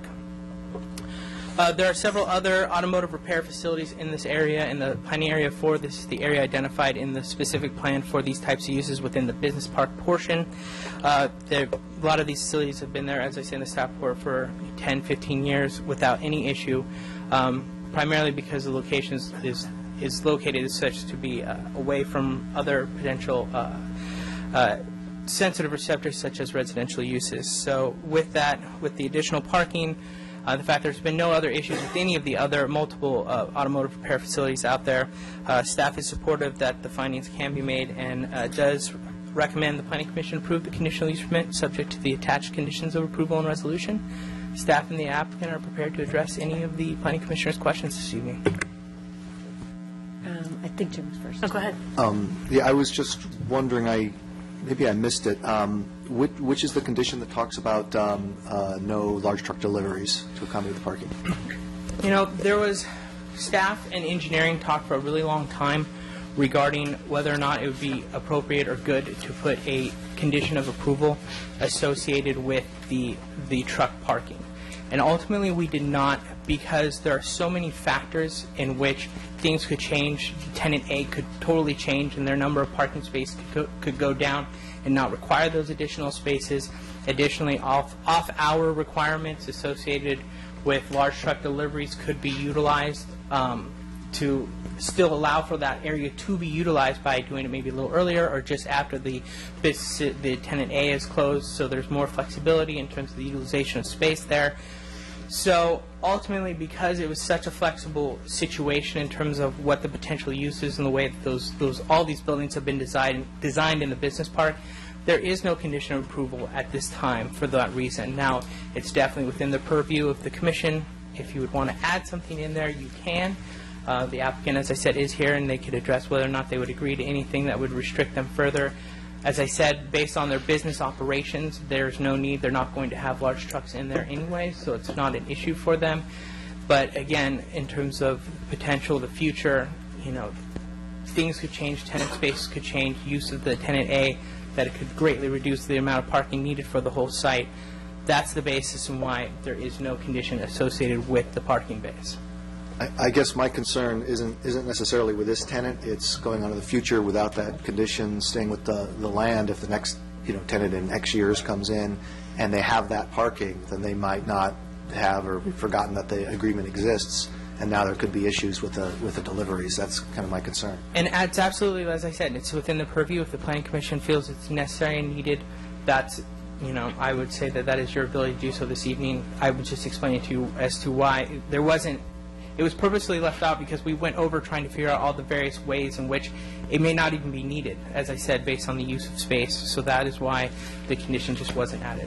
Okay, thank you. You're welcome. Kathy? The parking lot for tenant A and B is separated. Are we really allowed to consider the parking for the other tenant when there is a separation in the parking lots? This area in the front and all of this is all open parking. This is a separate building over here. Okay, separate building, but you were saying that we were going to, if that space opened up, that we could use that parking. Tenant A is located approximately here and along this portion. Tenant B is more in this location in the back. Okay. It's not in this building. This is a separate, totally separate property owner. Totally, it's a different address, so it has nothing to do. It is just looking at these parking spaces here and these along this kind of side area. Okay, my other question then is, you're talking about the 7 spaces that were across from the loading dock? Mm-hmm. Isn't there 7 lined spaces there right now? It looks like that it's sometime in the past, so it looks like it would need to be restriped, and we would have them do that as part of the project anyways to clarify those spaces. Did anyone else notice that? There was already spaces there. So, I mean, it would need to be, I would say that the spaces all need to be restriped as there, because it looks like the building was probably developed sometime in the 80s and probably would use a fresh coat of paint to better identify some of those spaces down that way. But, you know, as the way it was approved, again, there was no legal spaces in that area because that is part of the turning radius for large truck deliveries. And, Sean, I asked you about this earlier today, that, you know, currently in the space that they've outgrown, they have a number of cars parked outside. But with the new building, they will be parking those cars inside, so the cars that are being repaired are not going to be taking parking. Is that correct? There's a condition approval on this project that requires all of their business to be conducted indoors, both the automotive repair and the manufacturing components. And so parking cars that are not being worked on, that is considered business being conducted. So I would say if it's vehicles that are there for the purpose of their automotive repair facilities, that, you know, that would be, you know, part of their business. If it's there of a customer who just happens to be driving a Porsche, then I don't, you know, that's their type of vehicles that they primarily work on. So people can definitely come visit their facility, but vehicles associated with work that is actively going on needs to be conducted indoors and need to be kept indoors. Okay. Any other questions of staff? Okay, and your applicant is here? Yes, that's correct. Would he like to step forward?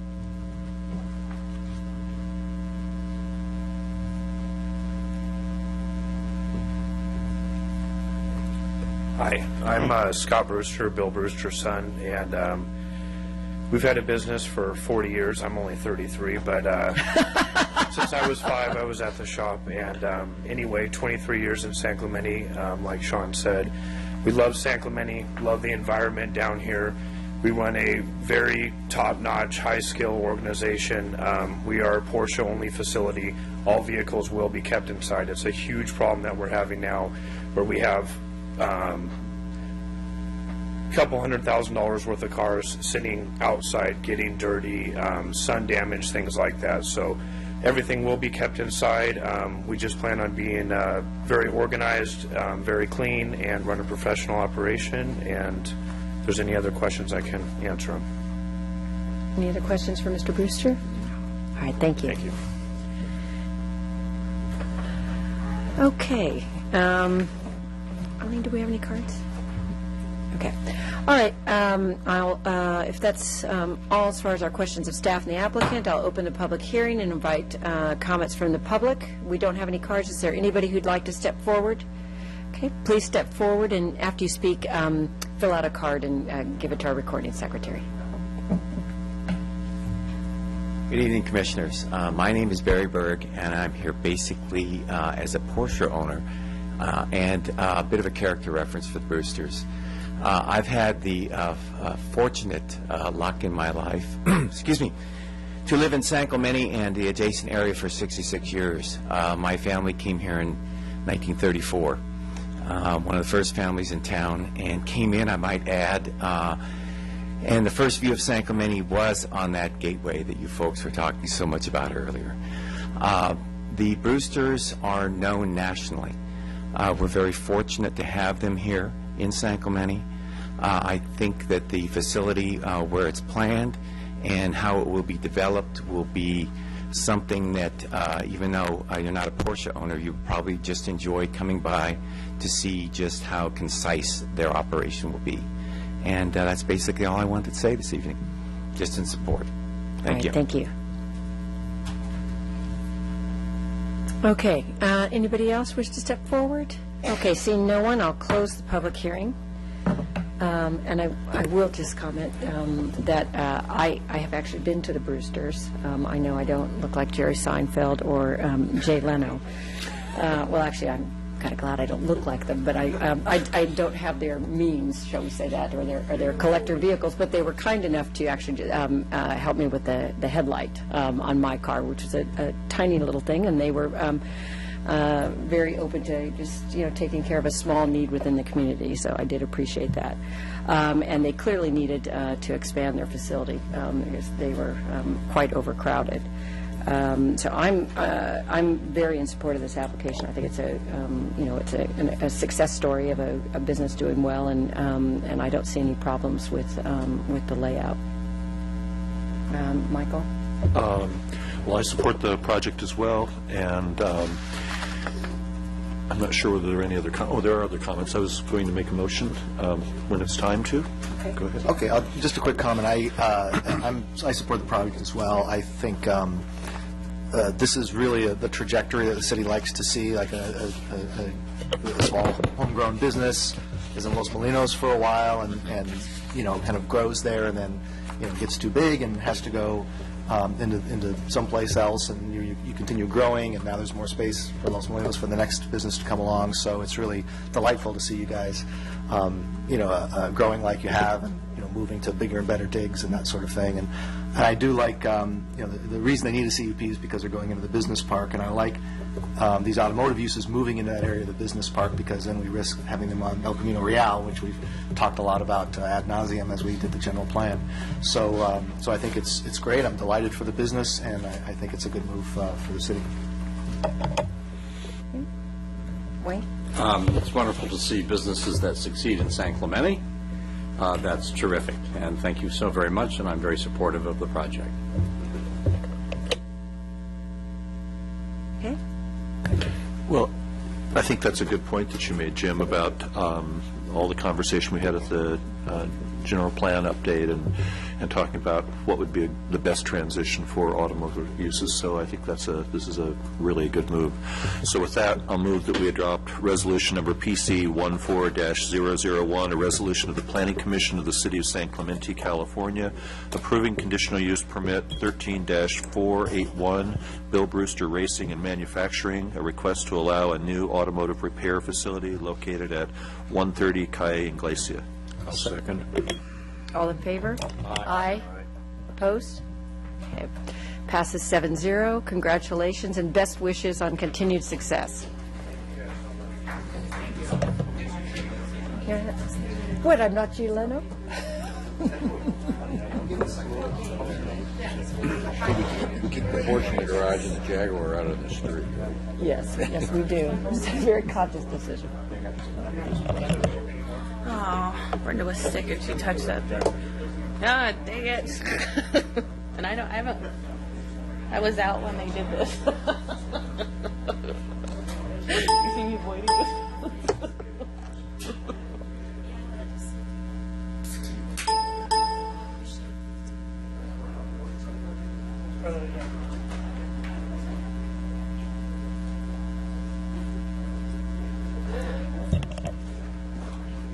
Okay. Looks like we're ready to move on to item 8C, conditional use permit 13-478, minor cultural heritage permit 14-004, North Beach parking lots. Amber Craig. Good evening, if it's evening still. Amber Gregg, project planner. And I did not mean to clear the room, but... That's happened to you before. I thought you were all here for me. Apparently not. Family here today. Yeah. Amber Gregg, project planner, and we do have a couple consultants working on this project as well, so they're here to answer any questions. And Hondon, who is the genius behind most of our CIP projects in this town as well, to answer any questions. But this is a request for a conditional use permit and a minor cultural heritage permit for a new beach parking lot located in North Beach. Earlier last year, the City Council approved the CIP project in order to develop additional beach parking on the vacant property located between Itchy Berries and Kalani Coffees. And here on the map, you can see where that project site is located at. The address is 1832 North El Camino Real. And we were charged at that time to develop a parking lot that maximized parking on that site. There were several different designs that had gone through, and ultimately this was the design that was presented to the City Council and voted and agreed upon to move forward with. So with this design, staff put the details on it and made sure that that was the most optimal design that was possible. The landscaping has been filled in, and a couple things to go over is you have the center drive aisle, and around the outside you have a total of 33 parking spaces. Earlier, Don had asked a question of staff about handicap parking, and I wanted to note that handicap parking is not associated with this project because there's plenty handicap parking in adjacent parking lots that it was not needed here. We did make sure that we have an ADA access way in case anybody does need to get over there.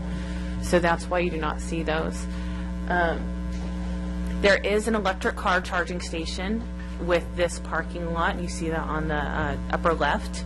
There's also a pay station, a potential kiosk, bike racks, benches, and on your upper left you actually have a pedestrian entryway which has a decorative arch element. This is located within the architectural overlay, so we wanted to have some Spanish colonial revival in there in order to tie that with the district, which will most likely be a historical district in the future. Other structures include a 42-inch wall along El Camino Real. That will be a smooth white stucco wall there. There's an existing wall between the Kalani's Coffee, which is on the west of our property. That wall is wholly located on their property, with the face being on ours. So there's no proposal to change that wall, but we will be restuccoing it with the smooth white stucco, so there's consistency around there. The planting plan is a drought-tolerant plan. We were also going to be adding the Washingtonian palms along El Camino Real to be consistent with the landscape corridor master plan.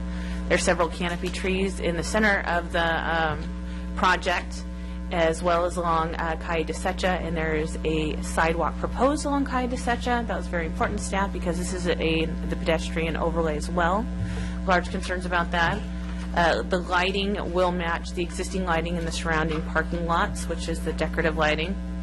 And all of the lighting structures will have electrical outlets associated with them. There will also be electrical outlets along the wall on El Camino Real.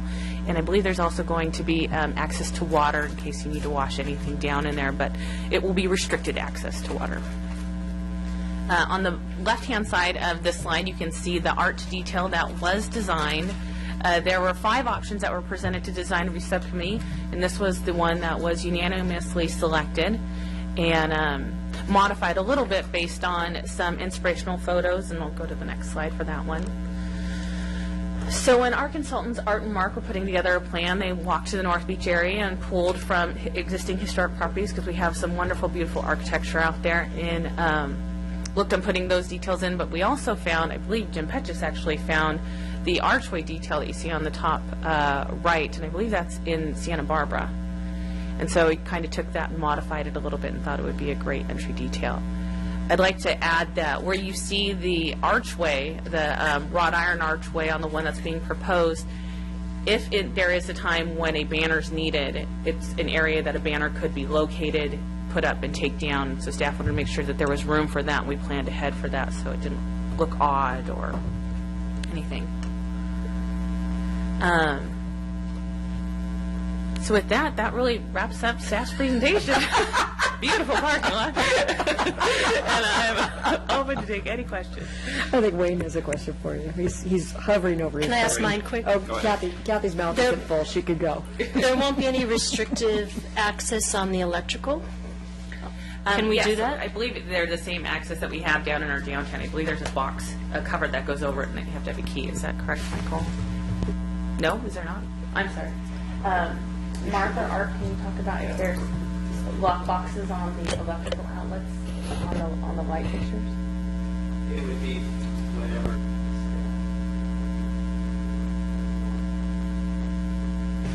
I just worry about someone camping out and plugging in Which is anytime very they evident. want to. It might even be easier than doing that would be to just have all the outlets on a separate circuit that can be turned off. I think that's what we have downtown. They have to power them up at certain times of the year. That's a good idea. Okay. If I may, Oh, I'm sorry. Art, will you come up here just because, so you can talk to the mic? It feels like there's no one here, but there are thousands at home. So let's make sure they can hear. Hi, my name is Art Guy. I'm principal with Borthwick Guy Bettenhausen. We're working on another project which has similar light outlets for street trees for holiday lighting for another city, and we are providing actually bronze outlets that has a lid that can be locked, and one of the comments was, since those would be holiday lit, only periodic use, that they would be on their own circuit, and so they would be depowered. This could be the same thing if it were used, for another purpose, for festival, then you could power it up. So either way, but there's products out there that could take care of that.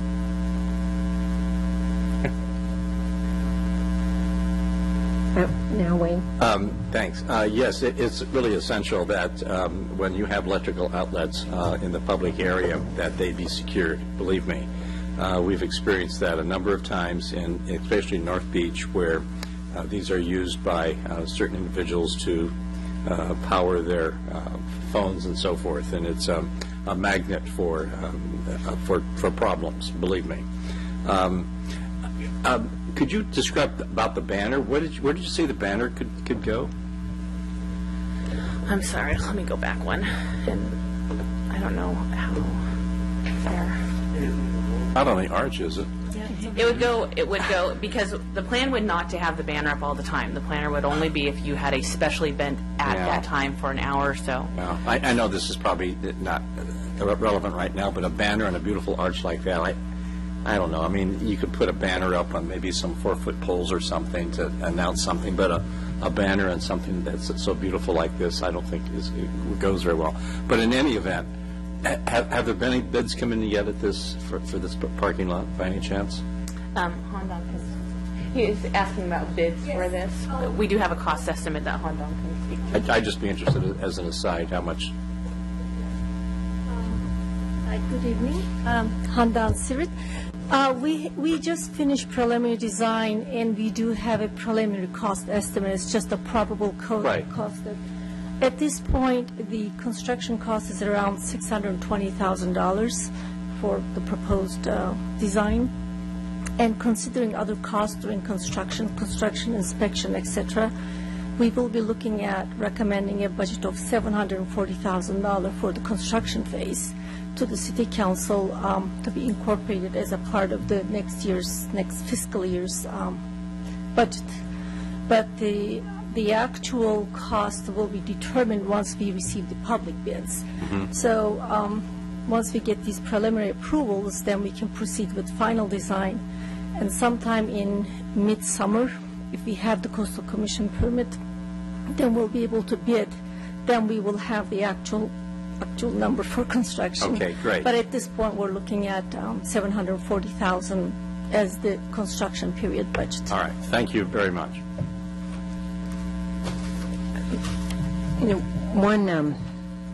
One thought I had as far as conditions of approval, we've asked this of private applicants, and I think we should set an example by asking it of ourselves. The condition of approval that we've had regarding maintenance of the landscaping and allowing the shade trees to actually provide shade as opposed to appearing like lollipops. So I believe we've kind of crafted a standard condition. Yeah, we have. Not? So could we have that added? We do that for Ralph's. Mm-hmm. Yes, we did. I had a couple questions about that, the arch and the wall. I'll let you finish. Right? Actually, could you flip it back to the previous one? Yeah. The arch and the wall. I'm just trying to get it in my head. The arch is going to be located where that pedestrian path is in the upper right corner. Is that correct? Where the two black. Oh, I see. Okay, so right there. Very good. And the wall is going to be along El Camino Real.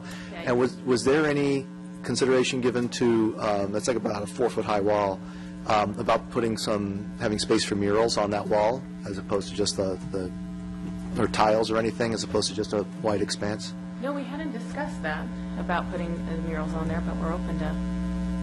It just seems like for a gateway, and this is like a main street. We talked about this actually, I think, last month for another project that we were discussing. Just a kind of a blank white wall might, we might want something to break that up a little bit. Yeah, right now we just have the landscaping in front of it. Okay, so maybe we can The wall's set back by whatever number of feet, so there's landscaping in front of it, and it wouldn't be just it's a Spanish wall. So and at design review, we talked about on either side of if you can go back to the arch detail, the two small niches on either side, we talked about those being opportunities for small mural or tile applications. Okay, but there's going to be landscaping between the wall and the street, so, all right.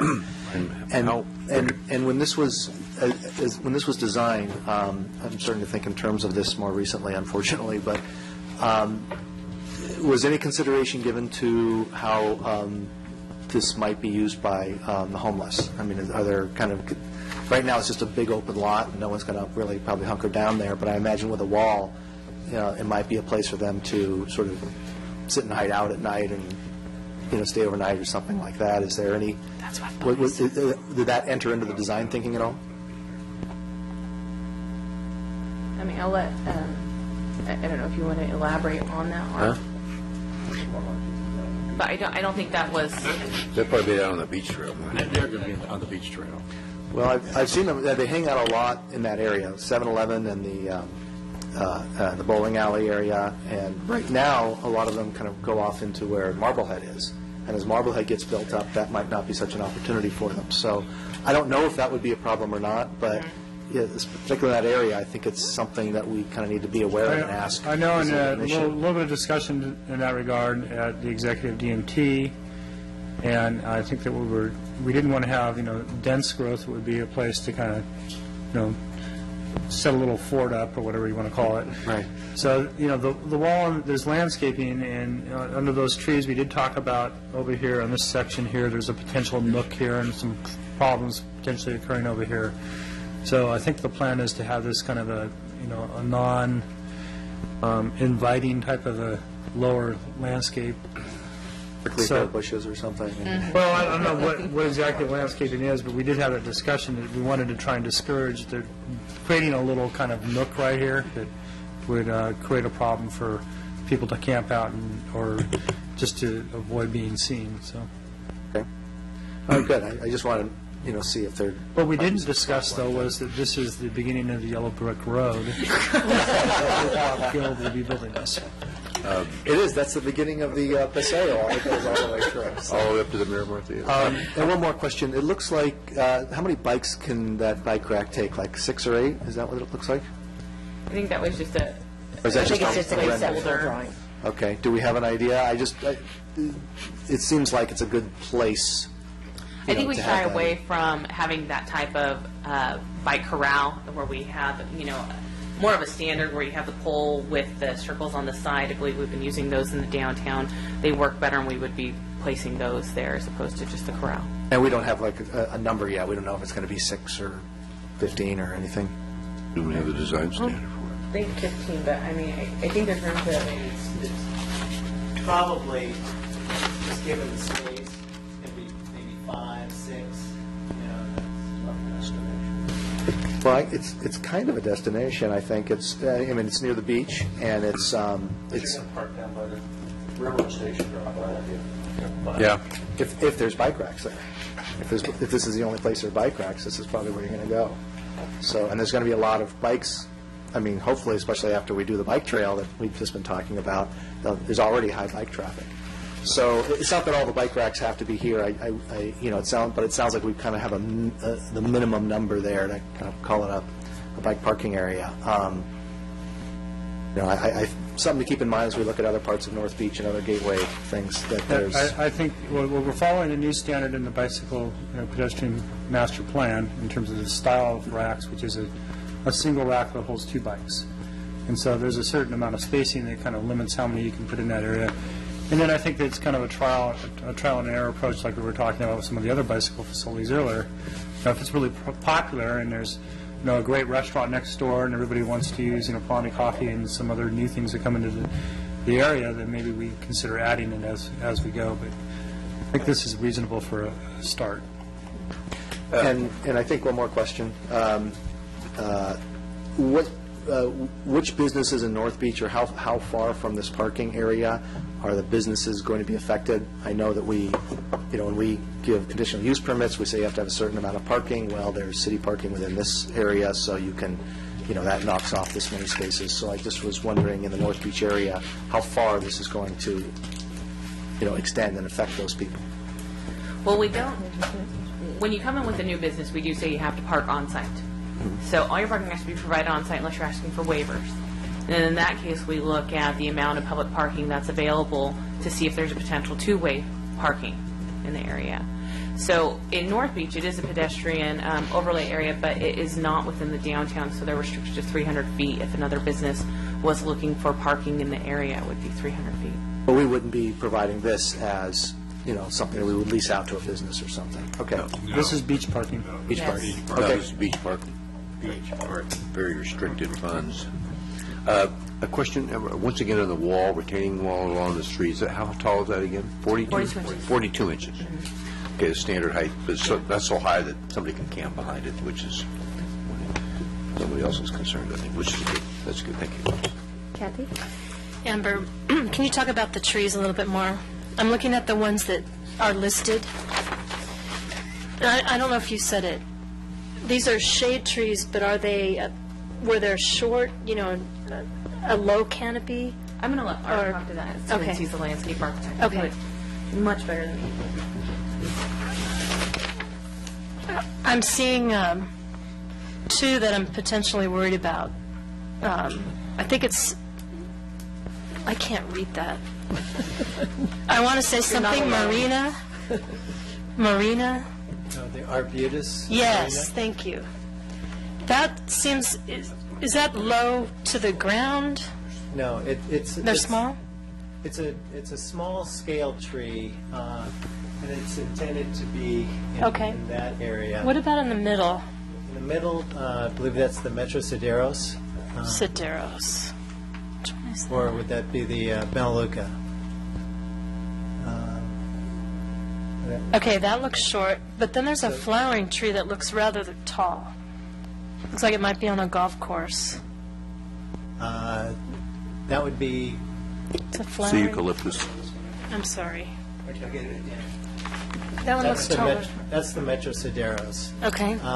So basically, all the trees that are selected are more, adapted to the coastal environment. We wanted to be careful not to have trees that would overscale because there is a view corridor issue for PICO, and so we're trying to balance the two issues. The Melaleuca linearifolia in the center is the same street tree that was provided on El Camino Real in the downtown. On Del Mar? If you're familiar with Segerstrom Shop Center, it's a nice canopy tree. Again, takes the coastal environment very well, and has a beautiful kind of a creamy flower in springtime. In terms of a shade tree, I got to be honest, it's not a shade tree per se that you might see like a Colereteria, but again, that's going to be a much larger scale tree that we heard a lot of resistance, in the various staff meetings and from. Okay, that was my concern. So if you were right under it, you're going to have shade. Sure, yeah, Okay. with the sun. All right. And then the Metrosideros is another nice canopy tree, relatively slow grower, that actually does canopy up and gets trimmed. And I appreciate the comments about these trees not being lollypopped, because they can very easily be held back but if they're allowed to be, pruned from inside out, they can be gorgeous. I did want to just make a comment that I made at design review with respect to the Metro Sedaris. They're on Avenida Del Mar, and in the last 2 years we've lost 2 of them, and there's either a pest or a blight or something. So I did mention that if we can make sure that whatever we're putting in there is going to be resistant to that, because I hate to see them get to be 15 years old and then. Yeah, I'm going to have to do a little bit more digging on that, because I'm not. They're a great tree, and they would be a good choice, but we just want to make sure that they can survive. Yeah, my brother-in-law's in the tree brokerage business, and so he's pretty well aware of a lot of the blights that liquid ambers and things like that, thrips and such, and he hasn't heard anything specific, and so I have to just do a little bit more research. We can consult with him and save the ones on Del Mar. That's cropped up lately, so could very well. Yeah, we had just had to cut one down about 4 weeks ago, and then we lost another one about a year ago. There you go. Sure. I just wanted to beat a drum, sadly, in my lonely little room, because apparently nobody hears this drum. But I'd really like us to try to shift our standard for parking lots to the green lines that are used by what I think are more enlightened communities like Newport Beach and Corona Del Mar. It's much more attractive. It actually, if it can make a parking lot more elegant, it makes the parking lot more elegant. I know our engineering department is not supportive of these. However, I think if the people of Newport Beach and Irvine can figure out that there's a parking space between those 2 green lines, I think we can. So I would just really love it if we could make this parking lot the first to test that theory. This is just green striping you're talking Green about. Instead of white striping. striping. I know it doesn't sound like a big deal, but I hear apparently that it's drum. insurmountable. I started on a drum about 4 years ago. I've gotten no traction either. I don't. Yeah. All of Irvine has them. Or like they. Not all of a lot of Irvine. Or the I can't think of the name of the the development. Where there's the Trader Joe's, the Maestro's, the beautiful development, Newport Coast. Yeah, right across from the Spectrum. That whole center has them. It's, almost, and the one that I was just at this weekend, which is the one that's, I can't think what the heck across from the state park along the coast, Crystal Cove. Thank you. They have those beautiful, olive trees, and and what's nice is when you look across the parking lot, you see the vegetation. You're not looking down at all the white lines, but it was, nobody was parked errantly. Everybody seemed to be able to figure it out. So. Can we get Tom Franks to work on this? I think he could solve that. We could always vote on that as a recommendation. This could be our test lot. Actually, that's a good point. Why don't we see if there's... I make a motion that we make a test case for this parking lot. There you go. Oh. Anybody want a second? I second. Before we vote on it, before we vote on that, though, this is city property. Do we have a city standard that would have to change before that could be done? Yes, that would be a good thing to do. I'm going to guess it's I don't know why, standard, so we'd have to I get council assume to alter there might be a standard or a requirement that it is white, and, but I don't know. Design notes for DRSC that she asked for, and Bill Cameron said, sorry. I read it. I did talk to the public works director following the review meeting. City standard is white. The other reason is city contracts out all the striping, so it's done by a contractor. Put some green in the paint. Uniformly throughout the city. Most of that striping is done on a contract basis. So if you start picking, different areas, different applications, that would also impact that. In addition to this current standard being white, so. That shed's a little light. Julia, It almost seems like it could be a symbol, though, of beach parking.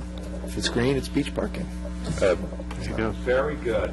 the DRSC notes state the same thing in the first staff brief, that city engineering standard is white, and they have concerns with the green color, confusion of use. Confusion. So then what I'd suggest is if you feel strongly about it, make the recommendation to the city council to have it investigated as far as the standard and consider this as a pilot project.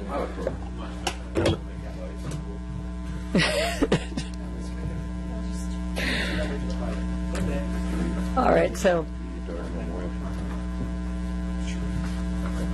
I think we're ready.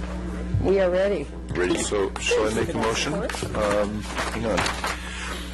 I move that we adopt resolution number PC14-002, a resolution of the Planning Commission of the City of San Clemente, California, approving conditional use permit 13-478 and minor cultural heritage permit 14-004 North Beach parking lot, a request to consider the construction of a 33-space beach parking lot located at 1832 North El Camino Real, with the recommendation that the parking lot include green striping. And also our standard condition of approval regarding. And also a standard condition of approval used, I believe, on the Ralph's project to allow trees to stay as trees. Just to clarify, it's a recommendation to the city council. Correct. Yes. I think I said that. Was there? I'll second. I'll second. Okay, I think it's Mr. Rulin is the second. All right, all in favor? Aye. Opposed? Okay, it passes 7-0. All right. Thank you very much. It's exciting today because I think, we're seeing the potential that Gateway can have between these two projects. They really are starting to create some momentum. Oh, well done.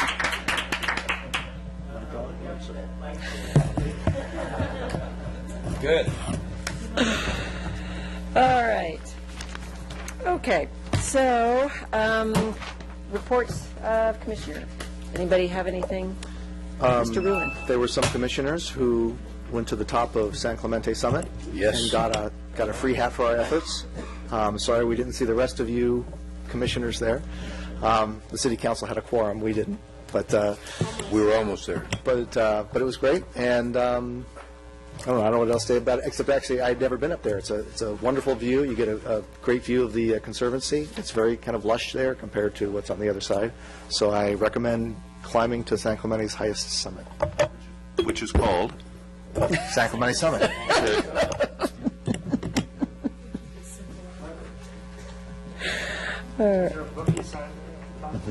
No.